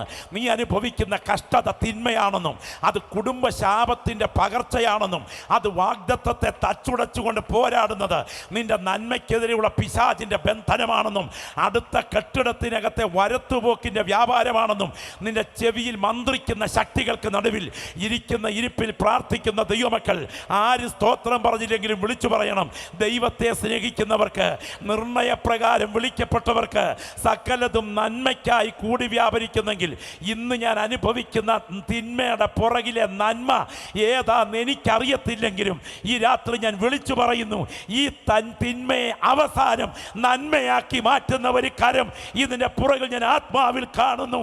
പ്രാർത്ഥിക്കുന്ന നിന്റെ തിന്മ ഒടുവിലത്തെ അധ്യായത്തിൽ നന്മയായി മാറും. Glory, glory, glory. സ്തോത്രം പറയാൻ പറ്റുമോ? സ്തോത്രം പറയാൻ ഒക്കുമോ? ഈ രാത്രി ചില വ്യക്തികളോട് ഞാൻ ആത്മാവിൽ ചോദിക്കുന്നു, നീ ഇന്ന് രാത്രി അനുഭവിക്കുന്ന തിന്മ നന്മയായി മാറുന്ന ദിവസമുണ്ടെന്ന് ബോധ്യമുള്ള ദൈവത്തിൻ്റെ മക്കളുണ്ടെങ്കിൽ ആരുടെയും ആരാധനയ്ക്ക് കാത്തു നിൽക്കരുത്. ഇസഹാക്കിൻ്റെ അന്ധതയുടെ പുറകിൽ ഒരു കരം ചലിച്ചത് സത്യമാണെങ്കിൽ, എസ്തേറിൻ്റെ അനാഥത്വത്തിൻ്റെ പുറകിൽ ഒരു കരം ചലിച്ചത് സത്യമാണെങ്കിൽ, രൂത്തിൻ്റെ കഷ്ടതയുടെ പുറകിൽ ഒരു കരം ചലിച്ചത് സത്യമാണെങ്കിൽ, ഇയ്യോബിൻ്റെ പരിശോധനയുടെ പുറകിൽ ഒരു കരം ചലിച്ചത് സത്യമാണെങ്കിൽ, എൻ്റെ യേശുവിൻ്റെ കാൽവറി ബലിമരണത്തിൻ്റെ പുറകിൽ ഒരു കരം ചലിച്ചത് സത്യമാണെങ്കിൽ, ഇന്ന് രാത്രി നീ അനുഭവിച്ചു കൊണ്ടിരിക്കുന്ന വേദനയ്ക്ക് നടുവിൽ നീ അറിയാത്ത ഒരു കരം, അതെ, ആത്മാവിൽ ദൈവത്തെ മഹത്വപ്പെടുത്തുന്ന ചില വ്യക്തികളെ ചൂണ്ടി പരിശുദ്ധാത്മാവ് ഈ രാത്രി പറയുന്നു, അസാധാരണമായ ആത്മാഭിഷേകത്തോടെ നിന്നെ ഇന്ന് രാത്രിയിൽ സ്വർഗം എഴുന്നേൽപ്പിക്കാൻ തുടങ്ങുന്നു. ഈ രാത്രി കേൾക്കുന്ന ദൂതന് മുമ്പിൽ സ്തോത്രത്തോടെ പറയണം, ഞാൻ അനുഭവിക്കുന്ന ശോധന അതിൽ തന്നെ തിന്മയാണെങ്കിലും ഒടുവിലത്തെ അധ്യായത്തിൽ എൻ്റെ ദൈവം എനിക്ക് നന്മയ്ക്കാക്കി മാറ്റും. Glory, hallelujah. ആ വാക്യം നിങ്ങൾ പ്രത്യേകം ശ്രദ്ധിക്കണം. അതുകൊണ്ട് ദൈവത്തെ സ്നേഹിക്കുന്നവർക്ക്, നിർണയപ്രകാരം വിളിക്കപ്പെട്ടവർക്ക് സകലതും നന്മയ്ക്കായി കൂടി വ്യാപരിക്കുന്നു. ഒരു ഭക്തന്റെ കഷ്ടത തിന്മയോ നന്മയോ? ഞാനിന്ന് രാത്രി പറയട്ടെ, 5 കൂട്ടം കാര്യങ്ങൾ നേരത്തെ പ്ലാൻ ചെയ്തിട്ടാണ് ഈ ഭൂമിയിൽ ഒരു ദൈവപൈതലിനെ ദൈവം ജനിക്കാൻ അനുവദിച്ചത് എന്ന് വിശ്വസിക്കുന്നെങ്കിൽ നിങ്ങളെ കരം ഉയർത്തി കർത്താവിന് മഹത്വം അർപ്പിച്ചാട്ടെ കേട്ടോ. ഇത് നിങ്ങളുടെ അകത്തോട്ടൊന്ന് കയറണം. സ്തോത്രം. പണ്ട് ഈ കഷായം കുടിക്കുകയും കുടിപ്പിക്കുകയൊക്കെ ചെയ്തിട്ടുള്ളവരല്ലേ ഇതിനകത്ത് വന്നിരിക്കുന്നവരിൽ പലരും. ഞാൻ കുടിച്ചിട്ടുണ്ട്. കരപ്പൻ്റെ കാലത്ത് കട്ടിക്കഷായം, സ്തോത്രം, അസ്ഥി കഴിക്കുന്ന കഷായം. കരപ്പൻ കാലയിലൊക്കെ പിടിച്ചിരിക്കുമ്പോൾ അമ്മ കുളിപ്പിക്കാൻ നനകല്ലിലോട്ട് കയറ്റി നിർത്തിയിട്ട് കൊടിത്തണ്ട് പറിക്കാൻ പോകുന്നൊരു പ്രയോഗമുണ്ട്. അത് കാണുമ്പോഴേ അറിയാം അടുത്ത പരിപാടി വരുന്നുണ്ടെന്ന്. അവസാനമേ അപ്പൻ്റെ മുട്ടിനിടയിലോട്ട് കയറ്റി കസേരയിൽ ഇരുന്നൊന്ന് കയറ്റി നിർത്തി 2 കൈയും പുറകി പിടിച്ച് ആ കടുങ്കാപ്പിയുടെ കളറുള്ള കട്ടിക്കഷായം വായിലോട്ട് ഒഴിച്ചു തരുമ്പോൾ എന്തിനാ ഇത്ര പ്രയത്നമൊക്കെ നടത്തുന്നെന്ന് ചോദിച്ചാൽ ഇവത്തെ 2 തുടം അകത്ത് കയറിയാൽ കരപ്പൻ മാറുമെന്ന് ഉറപ്പാ. ഇന്ന് രാത്രി ഒന്നും നേടിയില്ലെങ്കിലും ഈ വചനത്തെ 2 തുടം നിങ്ങളുടെ അകത്തൊന്ന് കയറിയാൽ നിന്റെ ആത്മീയ കാഴ്ചയുടെ വൈകല്യം മാറുമെന്ന് ഉറപ്പാ. ഇവിടെ ഇരിക്കുന്ന ദൈവമക്കൾ ഇടം വലം നോക്കാതെ ശബ്ദം ഉയർത്തിയ വാക്യം പറയണം. ദൈവത്തെ സ്നേഹിക്കുന്നവർക്ക്, നിർണയപ്രകാരം വിളിക്കപ്പെട്ടവർക്ക് സകലതും നന്മയ്ക്കായി കൂടി വ്യാപരിക്കുന്നെങ്കിൽ എൻ്റെ ദൈവത്തിൻ്റെ കരം എൻ്റെ തിന്മയുടെ പുറകിൽ ചലിച്ചുകൊണ്ടിരിക്കുന്നു. ഒടുവിലത്തെ അധ്യായം വരുമ്പോൾ എൻ്റെ ദൈവം ഇന്ന് അനുഭവിക്കുന്ന തിന്മ നന്മയാക്കി മാറ്റും എന്ന് വിശ്വസിക്കുന്ന ദൈവമക്കൾ പറയണം, ഇത് വിധിയല്ല, ദൈവത്തിൻ്റെ നിർണയമാണ്. ശ്രദ്ധിക്കണേ. 5 കൂട്ടം കാര്യം വേഗം പറയാം. അവൻ മുന്നറിഞ്ഞവരെ, ശബ്ദമൊന്ന് ഉയർത്തി, എത്രത്തോളം ശബ്ദമുണ്ടോ അത്രത്തോളം ശബ്ദം ഉയർത്തി, കരമൊന്ന് ഉയർത്തിപ്പിടിച്ച് പറഞ്ഞ് ഞാൻ മുന്നറിയപ്പെട്ട ദൈവപൈതലാണെന്ന്. ഇത്രയുള്ളോ ശബ്ദം? ശബ്ദം ഉയർത്തിയ കരമുയർത്തി പറഞ്ഞ് ഞാൻ മുന്നറിയപ്പെട്ടവനാണ്. കഴിഞ്ഞ പ്രളയത്തിന് വഴിവക്കിൽ വന്യമായി വളർന്നു കയറിയ ചെടിയല്ല ഞാൻ. സ്തോത്രം. എൻ്റെ ദൈവം എന്നെ പലതിനെ തള്ളി ഒന്നിനെ കൊണ്ടതുപോലെ എന്നെ ചിട്ടിക്കെടുത്തതല്ല, എന്നെ പാട്ടത്തിന് പിടിച്ചതല്ല, എന്നെ ഒറ്റിക്കെടുത്തതല്ല. എൻ്റെ ദൈവം എന്നെ മുന്നറിഞ്ഞ് ഇവിടെ എത്തിച്ചതാണ് എന്ന ബോധ്യമുള്ള ദൈവമക്കൾ ശബ്ദം ഉയർത്തി പറയും, ഞാൻ മുന്നറിയപ്പെട്ട ദൈവപൈതലാണ്. മുന്നറിഞ്ഞവരെ, തൻ്റെ പുത്രൻ അനേകം സഹോദരന്മാരിൽ ആദ്യജാതനാകേണ്ടതിന് അവൻ്റെ സ്വരൂപത്തോട് അനുരൂപകൻ മുൻ നിയമിച്ചിരിക്കുന്നു. കരമൊന്ന് ഉയർത്തി പറഞ്ഞേ, എൻ്റെ ദൈവം എന്നെ മുൻ നിയമിച്ച ദൈവപൈതലാണെന്ന്. ഞാൻ മുൻ നിയമിക്കപ്പെട്ടവനാണ്. മുൻ നിയമിച്ചവനെ വിളിച്ചും വിളിച്ചവരെ നീതീകരിച്ചും നീതീകരിച്ചവരെ തേജസ്കരിച്ചും ഇരിക്കുന്നു. അങ്ങനെയാണെങ്കിൽ 5 കൂട്ടം കാര്യങ്ങൾ ശ്രദ്ധിച്ച് കേൾക്കണേ. മനസ്സിൽ ഒന്ന് ആഴത്തിൽ പിടിക്കണം. നിങ്ങളുടെ മനസ്സിനകത്തോട്ട് നിന്നാകണം. 1 മുന്നറിവ്, 2 മുൻനിർണയം, 3 വിളി, 4 നീതീകരണം, 5 തേജസ്കരണം. ഒന്നുകൂടെ ഞാൻ പറയാൻ പോവുകയാണ്, ശ്രദ്ധിക്കുക. 1 മുന്നറിവ്, 2 മുൻനിർണയം, 3 വിളി, 4 നീതീകരണം, 5 തേജസ്കരണം. ഒരിക്കൽ കൂടെ ഞാൻ ആവർത്തിക്കുന്നു. ഇനിയും ചോദിക്കാൻ പോയാണ്. അപ്പോൾ നിങ്ങൾ ഉത്തരം പറയണം. 1 മുന്നറിവ്, 2 മുൻനിർണയം, 3 വിളി, 4 നീതീകരണം, 5 തേജസ്കരണം. ഞാൻ നിങ്ങളോട് ചോദിക്കുന്നു, മുന്നറിവ് എവിടെ തുടങ്ങി? പുരാതനകാല നിത്യതയിൽ തുടങ്ങി.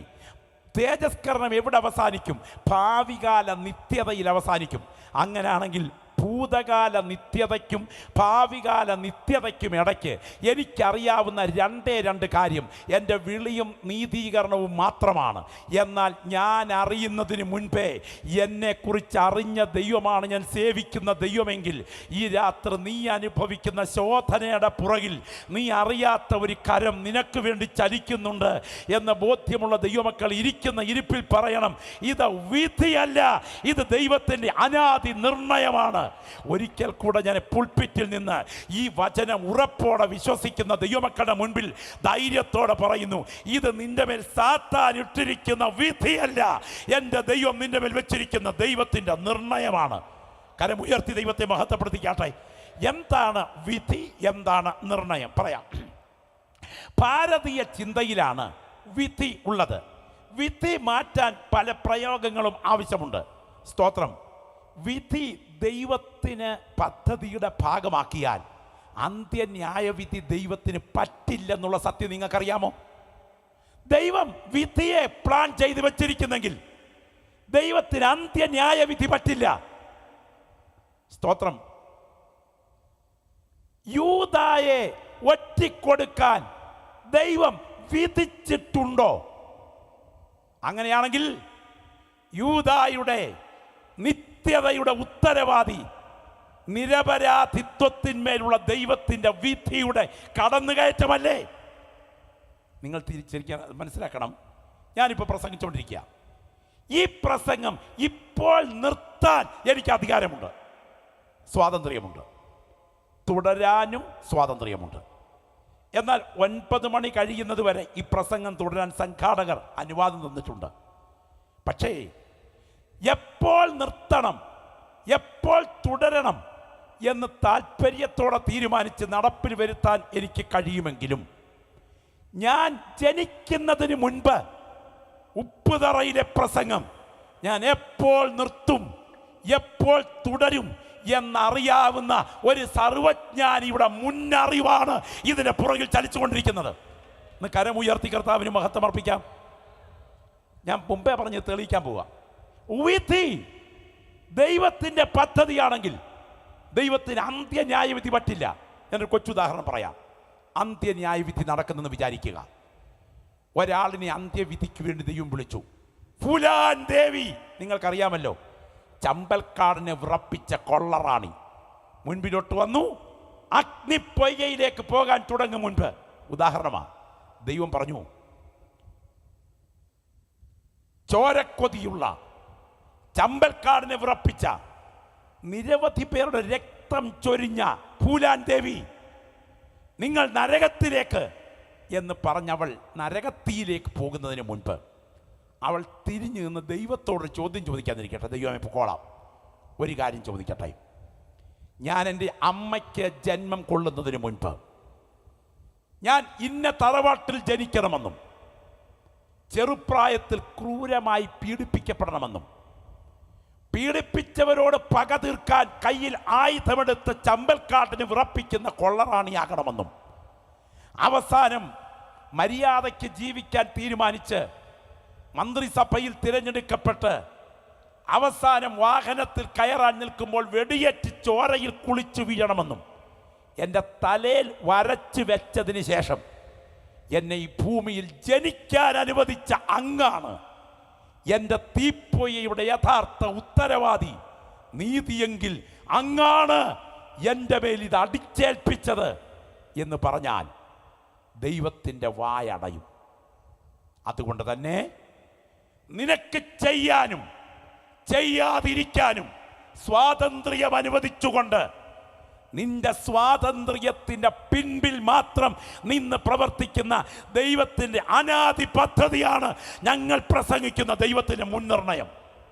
അങ്ങനെയെങ്കിൽ നീ അനുഭവിക്കുന്ന ശോധനയുടെ പുറകിൽ നിന്റെ തിന്മയ്ക്കല്ല നന്മയ്ക്ക് വേണ്ടി ദൈവത്തിൻ്റെ കരം ചലിക്കുന്നു.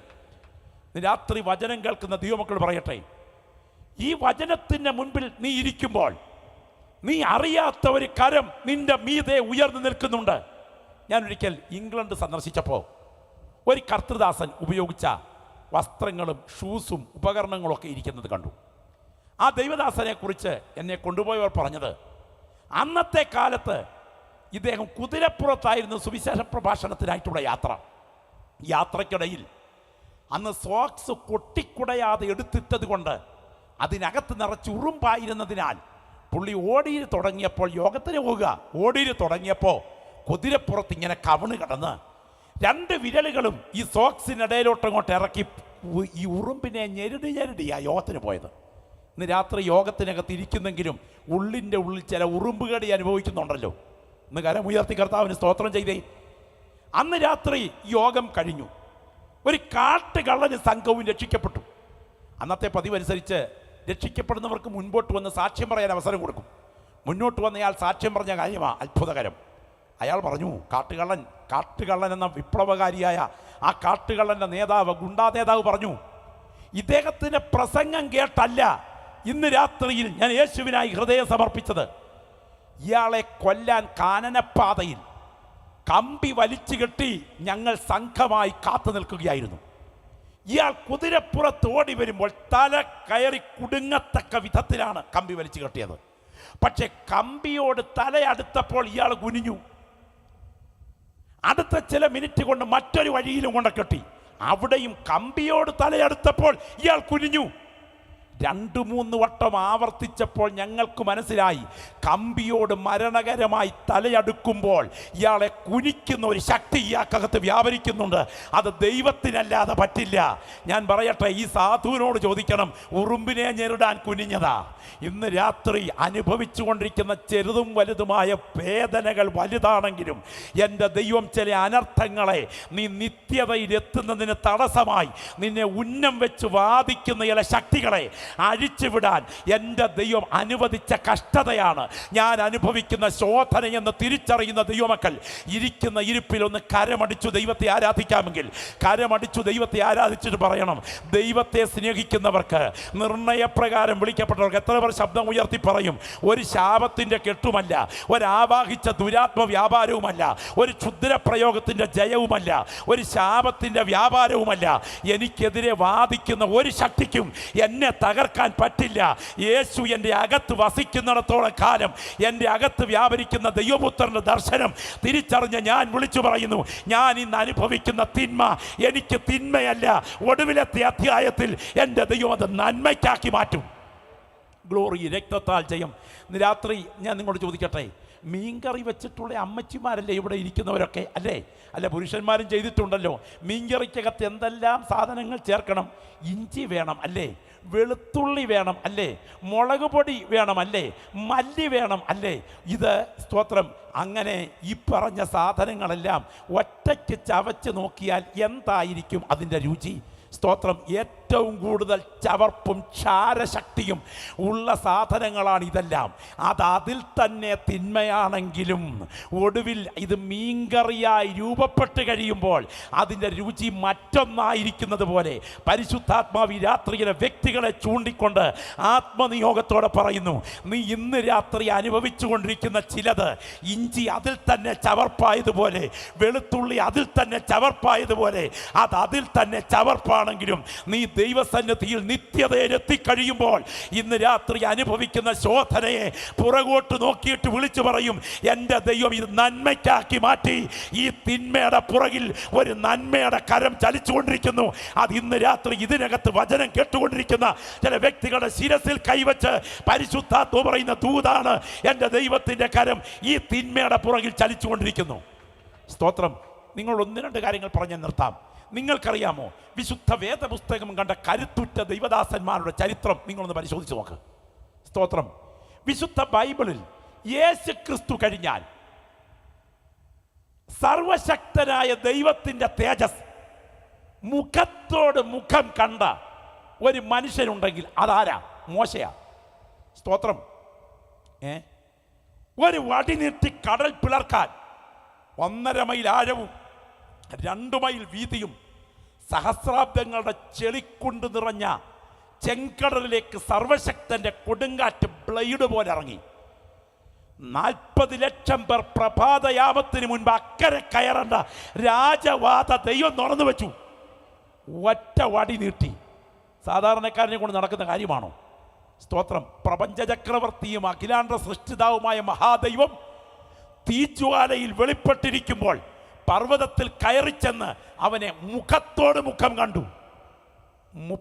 40 വർഷം 40 ലക്ഷം ജനത്തിന് ട്രാൻസ്ഫർ ഇല്ലാത്ത പാസ്റ്ററായിരുന്ന മോശ. സ്തോത്രം. 40 എണ്ണത്തെ കൊണ്ട് നടക്കാൻ എത്ര ബുദ്ധിമുട്ടുണ്ടെന്നുള്ള കാര്യം സ്വാഭാവികമായി ചോദിച്ചാൽ മതി. പക്ഷേ 40 ലക്ഷത്തെയാണ് 40 കൊല്ലം കൊണ്ട് നടന്നത്. വേദന കൂടിക്കഴിഞ്ഞപ്പോൾ പർവ്വതത്തിന് മുകളിൽ ചെന്ന് കവണ് വീണിട്ട് പറഞ്ഞു, എന്നെ കൊന്നുകളയണമേ, എൻ്റെ അരിഷ്ടത ഞാൻ ഓർക്കരുതേ. ഇന്ന് രാത്രി ഈ വചനം കേൾക്കുന്ന പ്രിയപ്പെട്ടവരോട് പരിശുദ്ധാത്മ പറയുന്നു, നീ ഒഴുക്കുന്ന കണ്ണുനീര് അതിൽ തന്നെ തിന്മയാണെങ്കിലും ഒടുവിലത്തെ അധ്യായത്തിൽ അത് നന്മയാക്കുന്ന ഒരു കരം നിന്റെ മീതെ ഉയർന്നു നിൽക്കുന്നു എന്ന് പരിശുദ്ധാത്മാവ് രാത്രി വ്യക്തമായി ചില വ്യക്തികളെ വിരൽ ചൂണ്ടിക്കൊണ്ട് ആത്മനിയോഗത്തിൻ്റെ ആലോചന പങ്കുവയ്ക്കുകയാണ്. നിങ്ങൾക്കറിയാമോ, ചരിത്രം കണ്ട കരുത്തുറ്റ കർത്തൃദാസനാണ് ഇരമ്യാവ്. ആ ഇരമ്യാവിൻ്റെ കണ്ണുനീരിൽ കുതിർന്ന ചില വാക്കുകൾ ഞാൻ നിങ്ങളുടെ മുമ്പിൽ പറയാൻ തുടങ്ങുകയാണ്. സാധാരണക്കാരനത് പറയുമോ? സ്തോത്രം. എൻ്റെ ജനത്തെ വിട്ടുപോയിക്കളയേണ്ടതിന് മരുഭൂമിയിൽ വഴിയാത്രക്കാർക്കുള്ള ഒരു സത്രം എനിക്ക് ലഭിച്ചിരുന്നെങ്കിൽ കൊള്ളായിരുന്നു. കഷ്ടവും സങ്കടവും അനുഭവിച്ച് ജീവകാലം തിന്മയിൽ കഴിയേണ്ടതിന് ഞാൻ എൻ്റെ അമ്മയുടെ ഗർഭപാത്രത്തിൽ നിന്ന് പുറത്തു വന്നത് എന്തിന്? ഇത് ചോദിച്ചത് സാധാരണക്കാരനല്ല, ഇത് കാലം കണ്ട കരുത്തുറ്റ ദൈവഭൃത്യനാണ്. ഞാൻ ഈ ദൂത് പങ്കുവെച്ചുകൊണ്ടിരിക്കുമ്പോൾ മറ്റുള്ളവരുടെ മുൻപിൽ തുറന്നു പറയാൻ കഴിയാത്ത ചില വേദനകൾ വല്ലാതെ ഉള്ളിനെ തകർക്കുന്നത് കൊണ്ട് ജീവൻ പോലും നിലനിർത്താൻ കൊതിക്കാതെ ആയുസിൻ്റെ ദിവസങ്ങൾ എത്രയും വേഗം അസ്തമിച്ചിരുന്നെങ്കിൽ എന്ന് വിചാരിച്ച് മനസ്സ് സങ്കടപ്പെടുന്ന പ്രിയ സഹോദര, ഈ വചനത്തിൻ്റെ മുമ്പിൽ നിന്റെ കെട്ടു സ്വർഗം അഴിക്കയാണ്. ദൈവാത്മാവ് രാത്രി പറയുന്നു, ഇന്ന് നീ അനുഭവിച്ചു കൊണ്ടിരിക്കുന്ന തിന്മയുടെ പുറകിൽ ഒരു കരം ചലിച്ചുകൊണ്ടിരിക്കുന്നു. അത് തൽക്കാലം തിന്മയാണെങ്കിലും ഒടുവിലത്തെ അധ്യായത്തിൽ എൻ്റെ ദൈവം അത് നന്മയ്ക്കാക്കി മാറ്റും. ആ ബോധ്യമുള്ള ദൈവമക്കൾ നിന്റെ തലയ്ക്ക് മുകളിൽ കരം ഉയർത്തിക്കൊണ്ട് പറയണം, എൻ്റെ കഷ്ടതയുടെ പുറകിൽ ഞാൻ സേവിക്കുന്ന ദൈവത്തിൻ്റെ കരം നന്മയ്ക്കായി ചലിക്കുന്നുണ്ട്. നിങ്ങൾക്കറിയാമോ, വിശുദ്ധ വേദപുസ്തകത്തിൽ യേശുക്രിസ്തുവിൻ്റെ ക്രൂശിലെ മരണരംഗം ആത്മാവിൽ പ്രവചിച്ച വ്യക്തിയാണ് ദൈവത്തിൻ്റെ ദാസൻ ദാവീദ്. ദാവീദിൻ്റെ കവിണത്തടത്തിൽ നിന്നും പാഞ്ഞുപോയ കല്ലിന് ഒരു പീരങ്കി ഉണ്ടയുടെ ശേഷിയുണ്ട് എന്ന് ഞാൻ വിശ്വസിക്കുകയാണ്. ദൈവത്തിന് സ്തോത്രം. പക്ഷേ പിതാവ് ശാലേം സമാധാനം, അബ്ശാലോം അപ്പന് സമാധാനം. പക്ഷേ ഈ കൊച്ചൻ്റെ കുഞ്ഞിക്കാല് കണ്ടതിന് ശേഷം ഈ അപ്പൻ സമാധാനം അനുഭവിച്ചിട്ടില്ല. നിങ്ങൾക്കറിയാമോ, സ്വന്തം അപ്പനെ കൊല്ലാൻ മകൻ നേതൃത്വം കൊടുത്തിറങ്ങി വരുന്ന സമയം, സ്തോത്രം, തലയിൽ പൂഴി വാരിയിട്ടുകൊണ്ട് അലറിക്കരഞ്ഞ് ഒലിവ് മലയുടെ കയറ്റം കയറി ഈ കർത്തൃദാസൻ കരഞ്ഞുകൊണ്ട് പോകുമ്പോൾ പറഞ്ഞ വാക്ക്, പ്രാവിനുള്ളതുപോലെ എനിക്ക് ചിറകുണ്ടായിരുന്നുവെങ്കിൽ ഞാൻ പറന്നുപോയി വിശ്രമിക്കുമായിരുന്നു. എന്നെ നിന്ദിച്ചത് ഒരു ശത്രുവല്ല, അങ്ങനെയെങ്കിൽ ഞാൻ സഹിക്കുമായിരുന്നു. എൻ്റെ നേരെ വമ്പ് പറഞ്ഞത് എന്നെ പകയ്ക്കുന്നവരല്ല, അങ്ങനെയെങ്കിൽ ഞാൻ മറന്നുകൊള്ളുമായിരുന്നു. പ്രാർത്ഥിക്കുന്ന ദൈവമക്കൾ ചിലരോട് ഇന്ന് രാത്രി ദൈവത്തിൻ്റെ ആത്മാവ് പറയുന്നു, നീ ഒഴുക്കുന്ന കണ്ണുനീരിന് മുൻപിൽ എൻ്റെ ദൈവം ചരിത്രത്തെ മാറ്റാൻ തുടങ്ങുകയാണ്. പരിശുദ്ധാത്മാവ് ഇന്ന് രാത്രി ഇതിനകത്തിരുന്ന് വചനം കേട്ടുകൊണ്ടിരിക്കുന്ന വ്യക്തികളോട് ആഴത്തിൽ ഇടപെടുന്ന ദൈവത്തിൻ്റെ ദൂതാണ്. നിന്റെ കവിൾത്തടങ്ങളിലൂടെ ഒഴുകുന്ന കണ്ണുനീർത്തുള്ളികൾക്ക് മുൻപിൽ എൻ്റെ ദൈവം വിഷയത്തിൻ്റെ അധ്യായത്തെ മാറ്റാൻ തുടങ്ങുകയാണ്.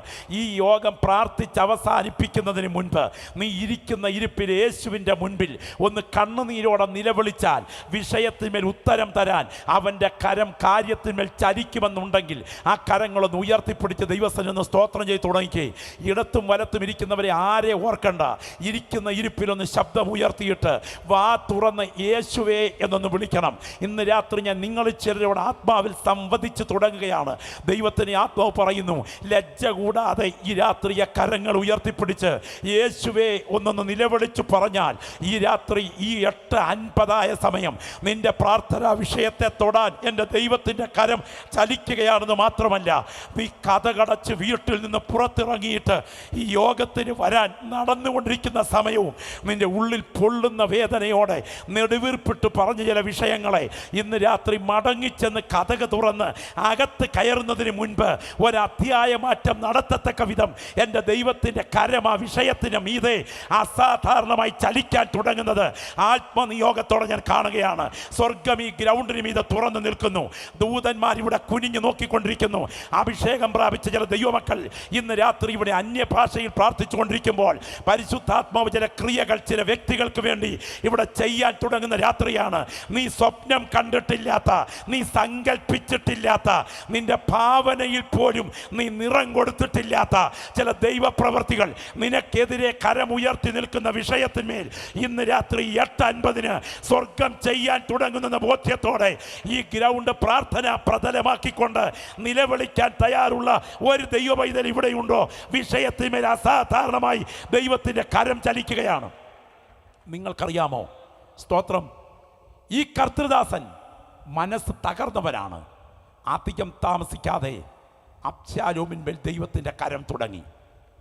അവൻ്റെ കോവർ കഴുത അവൻ്റെ ആരാച്ചാരായി മാറി. അവൻ്റെ തലമുടി അവൻ്റെ കൊലക്കയറായി മാറി. അവൻ്റെ മുൻപിൽ ഉയർന്നു നിൽക്കുന്ന കരിവേലകം അവൻ്റെ തൂക്കുമരമായി മാറി. പ്രാർത്ഥിക്കുന്ന നീ ആത്മാവിൽ തിരിച്ചറിയണം, എതിരെ ഗൂഢാലോചന ഇത് അഹീതോഫേൽ അധ്യായം അവസാനിച്ചുകൊണ്ട് തൻ്റെ ഭൃത്യൻ്റെ ശിരസിനെ ദൈവം ഉയർത്തിയെങ്കിൽ കരയുന്ന നിന്റെ പ്രാർത്ഥനാ വിഷയത്തിന്മേൽ എൻ്റെ ദൈവത്തിൻ്റെ കരം ചലിച്ചാൽ ചരിത്രത്തിൽ ഇന്ന് വരെ കണ്ടിട്ടില്ലാത്ത ചില അധ്യായങ്ങൾ തുറക്കാൻ യേശുവിന് കഴിയും എന്ന ബോധ്യത്തോടെ ഇവിടെ ഇരുന്ന് ആത്മാവിൽ വിളിച്ചു പറയണം, എൻ്റെ കർത്താവ് എനിക്ക് വേണ്ടി കാൽവറിയിൽ ബലിമരണം അനുഭവിച്ചെങ്കിൽ എനിക്ക് വേണ്ടി സകലതും അവിടുന്ന് ചെയ്യാതിരിക്കുമോ? ഞാൻ ഇന്ന് രാത്രി ഒരു സംഭവം കൂടെ നിങ്ങളുടെ മുൻപിൽ പറയാം.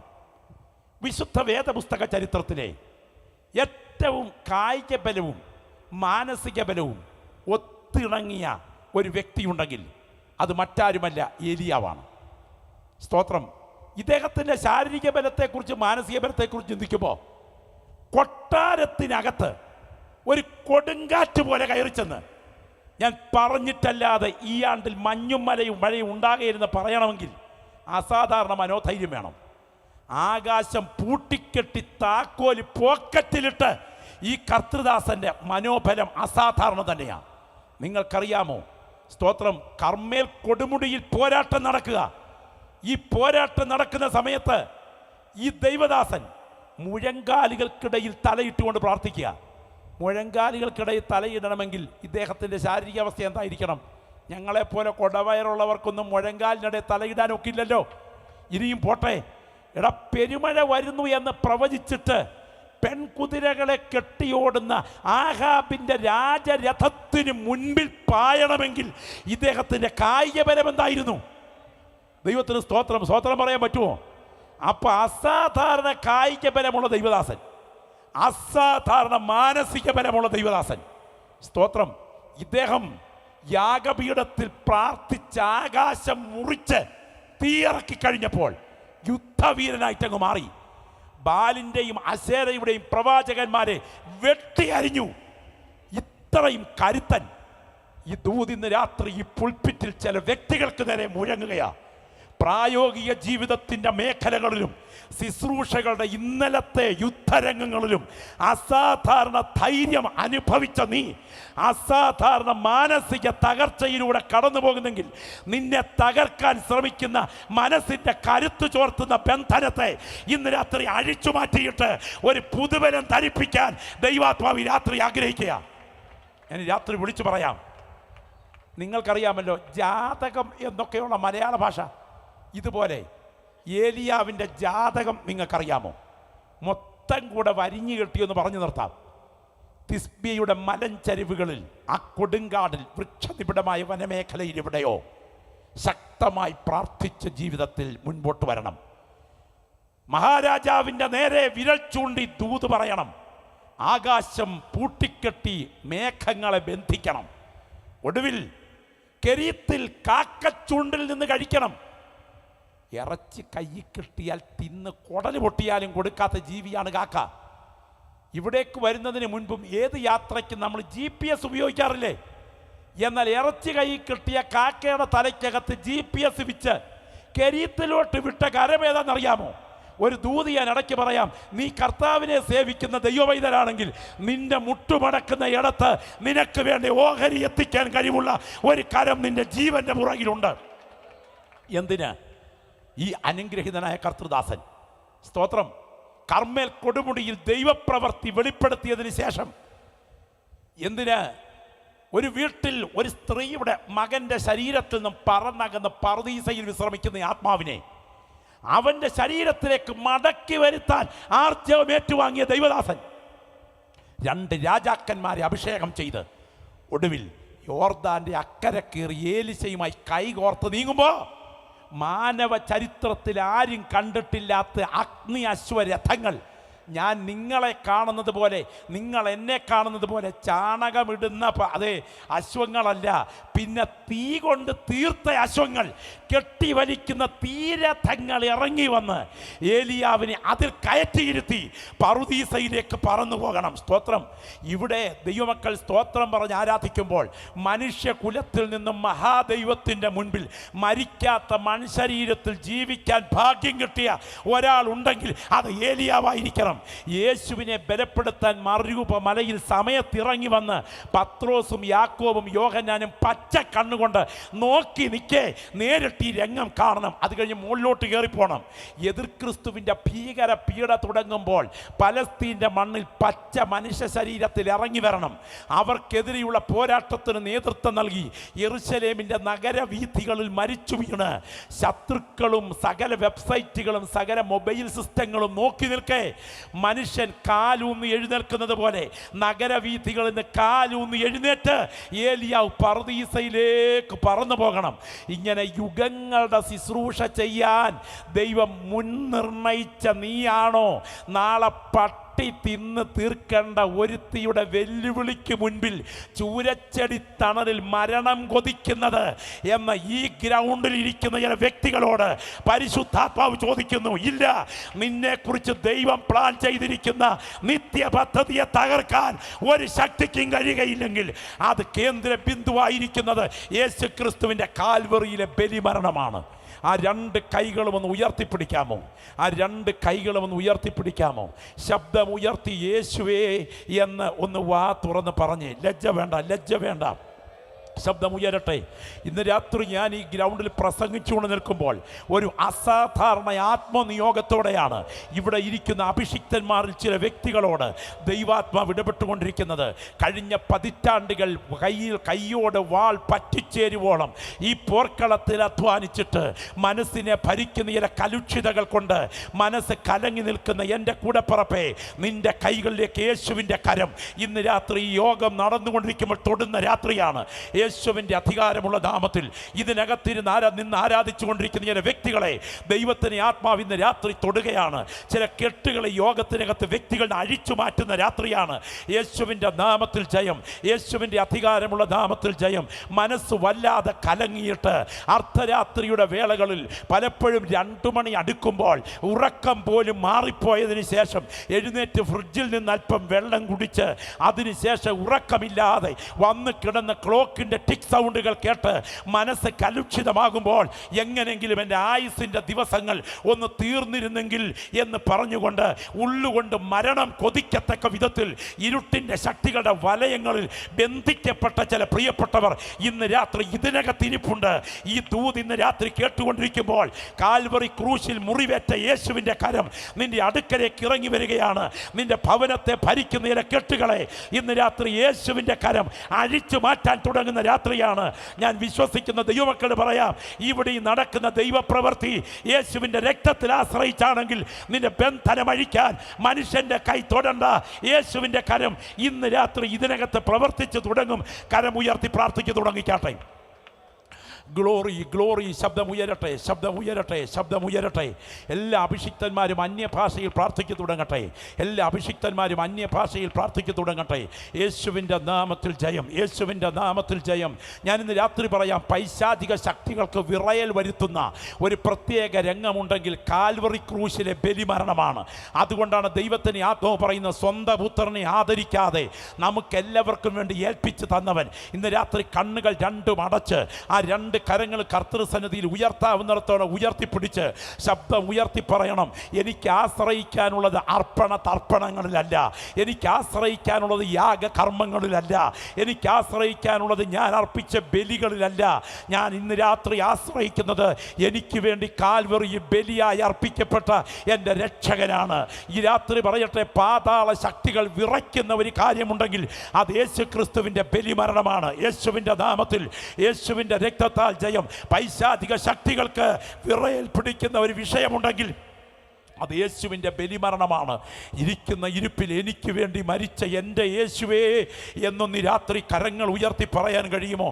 പ്രാർത്ഥിക്കുന്ന ദൈവമക്കൾ തിരിച്ചറിയണം, സുവിശേഷത്തിൻ്റെ ഒരു കൈയല്ല ക്രൂശിക്കപ്പെട്ട ക്രിസ്തു, സുവിശേഷത്തിൻ്റെ ഹൃദയമാണ് ക്രൂശിക്കപ്പെട്ട ക്രിസ്തു. ഇന്ന് രാത്രി ഞങ്ങൾ പ്രസംഗിക്കുന്നത് യേശു ക്രിസ്തുവിനെ വാരിപ്പുണരാൻ ഭാഗ്യം ലഭിച്ച നിന്റെ മേൽ പൈശാചിക ശക്തികൾക്ക് അവകാശമില്ലെന്ന് അധികാരത്തോടെ വിളിച്ചു പറയുക മാത്രമല്ല, നിനക്ക് ചുറ്റും ദൈവത്തിൻ്റെ കാവൽ മാലാഖമാരുണ്ട്. കഴിഞ്ഞ ദിവസം വടക്കേണ്ടിയിൽ നിന്ന് ഒരു ദൈവദാസൻ പറഞ്ഞ അനുഭവം ഓർക്കുന്നു. അദ്ദേഹം ചൂട് കൂടുതലായതുകൊണ്ട് തൻ്റെ വീട്ടിനകത്ത് നിന്ന്, സ്തോത്ര, കുടുംബാംഗങ്ങൾ കിടക്കുമ്പോൾ വീട്ടിനകത്ത് നിന്ന് താൻ ബെഡെടുത്ത് വീടിൻ്റെ പുറത്തോട്ടിട്ട് ബെഡിട്ട് കിടക്കുകയാണ്. കിടക്കിൽ രാത്രി ഭയങ്കര ചൂടായതുകൊണ്ടാണ് പുറത്ത് ആ മിഷണറി കിടന്നത്.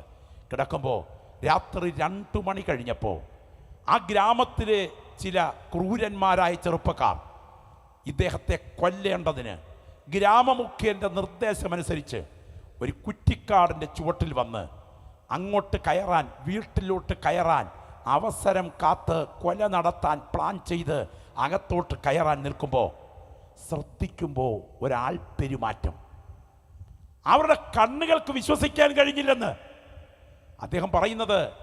ഏതാണ്ട് 10-16ഓളം പേർ ആയുധധാരികൾ ഏതാണ്ട് പട്ടാള വേഷം ധരിച്ച് ആ വീടിന് ചുറ്റും റോന്ത് ചുറ്റുന്നതായി അവർക്ക് തോന്നുകയാണ്. സ്തോത്രം. അവർ പോയി ഗ്രാമമുഖ്യനെ വിളിച്ചു കൊണ്ടുവന്നപ്പോൾ അവർ നോക്കി, എണ്ണി, ഇത്ര പേർ, 16 പേർ ചുറ്റിത്തിരിക്കുകയാണ്. അദ്ദേഹം പറഞ്ഞു, രാത്രി പോകാം, രാവിലെ വരണം. ആരാണ് ഇവിടെ കാവൽ നിൽക്കുന്നതെന്നും ആരെയാണ് അവിടെ ആക്കിയിരിക്കുന്നതെന്നും എവിടുന്നാണ് അവർ വരുന്നതെന്നും രാവിലെ ചോദിക്കാം. രാവിലെ അവർ എത്തി ചോദിച്ചു, ഇന്നലെ രാത്രി ഈ വീടിന് കാവൽ നിന്ന ആളുകൾ എവിടെ? അദ്ദേഹം പറഞ്ഞു, ഞങ്ങൾ ആരെയും കാവൽ നിർത്തിയിട്ടില്ല. എന്നാൽ ഞങ്ങളുടെ വചനം പറയുന്നു, യഹോവയുടെ ദൂതൻ അവൻ്റെ ഭക്തന്മാരുടെ ചുറ്റും പാളയമിറങ്ങി അവരെ വിടുവിക്കുന്നു. ഞാനിന്ന് രാത്രി അതിനേക്കാൾ സ്തോത്രം പറയുന്നൊരു കാര്യം, ഈ ദൈവദാസൻ തന്നെ അയച്ച സഭയിലേക്ക് ഈ വിവരം വിളിച്ചു പറഞ്ഞപ്പോൾ ആ സഭയിലെ പ്രയർ കോർഡിനേറ്ററാണ് ഫോൺ എടുത്തത്. ആ ദൈവദാസൻ പറഞ്ഞ മറുപടി, തലേ രാത്രിയിൽ അവിടെ മുഴുരാത്രി പ്രാർത്ഥന നടക്കുകയായിരുന്നു. ആ മുഴുരാത്രി പ്രാർത്ഥനയിൽ പങ്കെടുത്തവർ 16ഓളം പേരായിരുന്നു. അവർ അവിടെ പ്രാർത്ഥിച്ചു കൊണ്ടിരിക്കുമ്പോൾ എൻ്റെ ദൈവത്തിൻ്റെ ദൂതന്മാരൊരു സംഘം ഈ ഭവനത്തിന് ചുറ്റും ഇറങ്ങുകയായിരുന്നു എന്ന് ഞാൻ വിശ്വസിക്കുന്നു. ഇന്ന് രാത്രി സ്തോത്രം ചെയ്ത് പ്രാർത്ഥിക്കുന്ന ദൈവമക്കൾ ഇരിക്കുന്ന ഇരിപ്പിൽ പറയണം, അസാധാരണ മാനസിക സംഘർഷത്തിനകത്തൂടാണ് ഈ രാത്രി ഞാൻ കടന്നു പോകുന്നതെങ്കിലും എനിക്ക് വേണ്ടി കാൽവറിയിൽ ബലിയായി മാറിയ എൻ്റെ യേശു മുഖാന്തരം എനിക്കിതിന്മേൽ ജയമുണ്ട് എന്ന് ബോധ്യമുള്ള ദൈവമക്കൾ 2 കരമൊന്ന് ഉയർത്തിപ്പിടിച്ച് എഴുന്നേൽക്കാവുന്നവരെല്ലാം ദൈവസ്ഥനും എഴുന്നേറ്റാട്ടെ. ദൈവത്തിന് സ്തോത്രം. ആ 2 കരവും കർത്താവിങ്കിലേക്കൊന്ന് ഉയർത്തിപ്പിടിക്കുക. എന്നിട്ട് ശബ്ദമുയർത്തി യേശുവേ എന്നൊന്ന് പറയുക. മടിക്കണ്ട. ശബ്ദമുയർത്തി യേശുവേ എന്നൊന്ന് പറയുക. മുൻപിന്നാരെയും ശ്രദ്ധിക്കാതെ ആ 2 കരങ്ങൾ ഉയർത്തി യേശുവേ എന്ന് പറയുക. മനസ്സ് വല്ലാതെ ഭാരപ്പെടുമ്പോൾ, അസാധാരണ സ്വപ്നങ്ങൾ മനസ്സിനെ വേട്ടയാടുമ്പോൾ, ഹാലൂസിനേഷൻ്റെ ചിന്ത മനസ്സിന്മേൽ ആധിപത്യം പുലർത്തുമ്പോൾ, ഡൗട്ട് സിൻഡ്രത്തിലെ മനസ്സ് വലിച്ചിഴക്കപ്പെടുമ്പോൾ, യേശുവിൻ്റെ നാമത്തിൽ ഡിപ്രഷൻ മൂഡിനാൽ മനസ്സ് ബന്ധിക്കപ്പെടുമ്പോൾ, ഓവർ ആങ്സൈറ്റി ജീവിതത്തെ മൂടി നിൽക്കുമ്പോൾ, ഉറക്കം കെടുന്ന രാത്രികൾ മുൻപിൽ ഉള്ളപ്പോൾ, ഈ നിലയിൽ മുൻപോട്ട് പോയാൽ എൻ്റെ കുടുംബത്തിൻ്റെ ഭാവി എന്തെന്നോർത്ത് നെടുവീർപ്പിടുന്ന ചില വ്യക്തികൾ ഇതിനകത്ത് കരം ഉയർത്തി നിൽക്കുമ്പോൾ, നിന്റെ വസ്ത്രത്തേക്കാൾ അടുക്കൽ യേശുവിൻ്റെ കരം ചില വ്യക്തികളെ ഈ രാത്രി തൊടാൻ അടുത്ത് നിൽക്കുകയാണ്. അധ്യായം മാറ്റുന്ന യേശുവിൻ്റെ കരം ഇന്ന് രാത്രി ഇറങ്ങി വന്ന് നിന്നെ പിടിക്കുന്ന രാത്രിയാണ്. ഇത് കേവലം തമാശ വിളിച്ചു പറയുകയല്ല. ഈ രാത്രി ആ ഉയർന്ന കരങ്ങൾ, ആ 2 കൈകളും നെഞ്ചോടൊന്ന് ചേർത്ത് വെച്ചിട്ട് ക്രൂശിനെ മനസ്സിലൊന്ന് ധ്യാനിച്ചാട്ടെ. തലയിൽ മുൾമുടി അണിഞ്ഞവനായി, മുഖത്തെ രോമങ്ങൾ വലിച്ചു പറിക്കപ്പെട്ടവനായി, വിലാവ് കുത്തി പിളർക്കപ്പെട്ടവനായി, ആബാധ ചൂടം ചുടുനിണമൊഴുക്കിക്കൊണ്ട് അർത്ഥപ്രാണനായി, അർത്ഥനഗ്നനായി, കാൽവറിയിൽ പിടഞ്ഞു മരിക്കുന്ന ദൈവപുത്രനിലേക്ക് കണ്ണുകൾ ഉയർത്തിയിട്ട് എൻ്റെ പാപമോചനത്തിനായി അവിടുന്ന് ചെയ്ത ബലിയാണിത് എന്ന് വാ തുറന്ന് ഏറ്റു പറയുന്ന ഒരു ദൈവപൈതൽ ഇതിനകത്തുണ്ടെങ്കിൽ ആ 2 കൈകളും നെഞ്ചിൽ വെച്ചിട്ട് ഞാൻ ക്രൂശിനെ അഭയം തേടുന്നു എന്ന് വാ തുറന്നെന്ന് പറഞ്ഞേ. പോരാ പോരാ, സ്ഫുടമായി പറഞ്ഞേ. ആ 2 കൈകളും നെഞ്ചോട് ചേർത്ത് വെച്ചിട്ട് അടുത്ത് നിൽക്കുന്ന ആൾ കേൾക്കട്ടെ. സകല പൈശാചിക അടിച്ചമർത്തലും ഇന്ന് രാത്രി അഴിയട്ടെ. ചില സാത്താന്യ ബന്ധനങ്ങൾ, ആധിപത്യം പുലർത്തുന്ന മനസ്സിന്റെ കെട്ടുകൾ ഇന്ന് രാത്രി യേശുവിന്റെ നാമത്തിൽ അഴിയട്ടെ. ആ കായ് അതേ നെഞ്ചിൽ ചേർത്ത് വെച്ച് വാ തുറന്ന് പറഞ്ഞേ, ഞാൻ ക്രൂശിനെ അഭയം തേടുന്നു എന്ന്. നിങ്ങൾ ഒരു നിമിഷം ഒന്ന് ശ്രദ്ധിക്കണേ. ബർബാസിന്റെ ക്രൂശായിരുന്നു യേശുവിനെ ക്രൂശിക്കാൻ ഉപയോഗിച്ചതെന്ന ചരിത്രം. ബർബാസ് സ്വതന്ത്രനായിട്ട് മണിക്കൂറിൽ പുറത്തേക്ക് വരുമ്പോൾ ജയിൽ വസ്ത്രവുമായി കൈ ഉയർത്തിപ്പിടിച്ചുകൊണ്ട് ഞാനാണ് മരണയോഗ്യൻ എന്ന് അലറിക്കൊണ്ടൊരു ഭ്രാന്തനെ പോലെ ഗോൽഗോഥയിലേക്ക് ഓടി എന്ന ചരിത്രം. ഗോൽഗോഥയുടെ ചുവട്ടിൽ വന്നപ്പോൾ മരണം കഴിഞ്ഞു. സ്വന്തം തോളിൽ തല ചായ്ച്ച് നമ്മുടെ നാഥൻ കിടക്കുന്നു. ആ ക്രൂശിന്റെ ചുവട്ടിൽ കെട്ടിപ്പിടിച്ചുകൊണ്ട് ബർബാസ് ആ മുഖത്തേക്ക് ചൂണ്ടിക്കൊണ്ട് പറഞ്ഞു, ഞാനാണ് മരണയോഗ്യൻ, എനിക്ക് പകരം നീ മരിച്ചു. ഇന്ന് രാത്രി ഇത് പറയാൻ ഒരാൾ ഇവിടെ ഉണ്ടെങ്കിൽ നിന്റെ നരകം മാറ്റി നിത്യജീവൻ പകരാൻ യേശുവിൻ്റെ കരവും ഇവിടെയുണ്ട്. ആ 2 കൈകളും ഉയർത്തിപ്പിടിച്ച് നമുക്കൊന്ന് ചേർന്ന് പാടാം. രക്ഷിതാവിനെ കാൺക പാപി. എത്രത്തോളം ശബ്ദം ഉയർത്താമോ അത്രത്തോളം ശബ്ദം ഉയർത്തി പാടണം. രക്ഷിതാവിനെ കാൺക പാപി. രക്ഷിതാവിനെ കാൺക പാപി. കരമുയർത്തി. രക്ഷിതാവിനെ കാൺക പാപി. ശബ്ദമുയർത്തി. നിന്റെ പേർക്കല്ലയോ ക്രൂശിന്മേൽ തൂങ്ങുന്നു. നിന്റെ പേർക്കല്ലയോ ക്രൂശിന്മേൽ തൂങ്ങുന്നു. കാൽവരി മലമേൽ നോക്കൂ നീ. കാൽവരി മലമേൽ നോക്കൂ നീ. കാൽക്കരം ചേർന്നിതാ ആണിമേൽ തൂങ്ങുന്നു. കാൽക്കരം ചേർന്നിതാ ആണിമേൽ തൂങ്ങുന്നു. കാൽവരി കാൽവരി മലമേൽ നോക്കൂ നീ. കാൽവരി മലമേൽ നോക്കൂ നീ. കാൽക്കരം ചേർന്നിതാ ആണിമേൽ തൂങ്ങുന്നു. കാൽക്കരം ചേർന്നിതാ ആണിമേൽ തൂങ്ങുന്നു.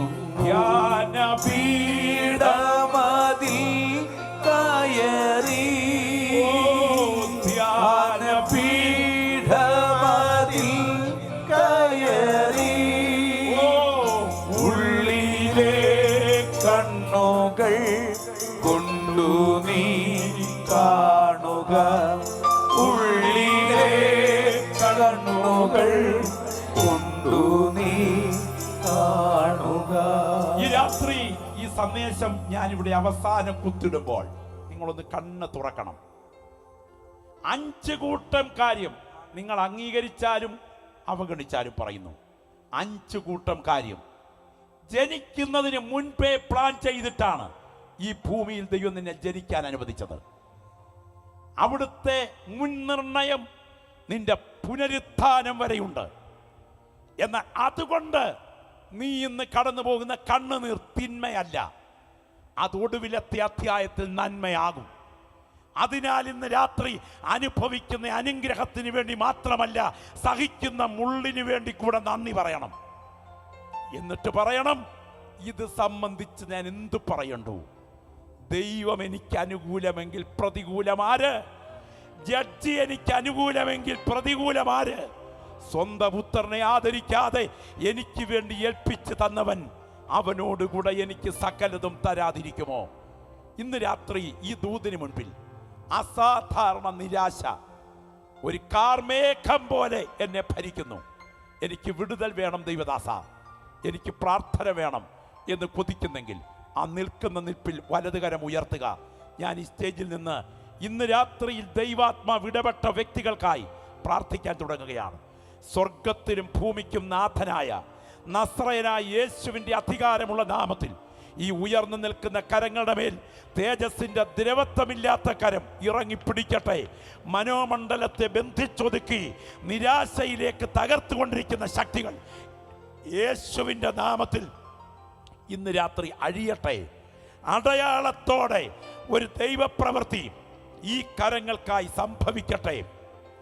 യേശുവിൻ നാമത്തിൽ തന്നെ കരമുയർത്തി സ്തോത്രം ചെയ്യാം. ശക്തിയോടെ എല്ലാവർക്കും ദൈവസ്ഥലിരിക്കാം. അതെ, കുടിച്ച വീഞ്ഞിനേക്കാൾ ഒഴുക്കിയ കണ്ണുനീർ നിത്യതയിൽ മാനിക്കപ്പെടും.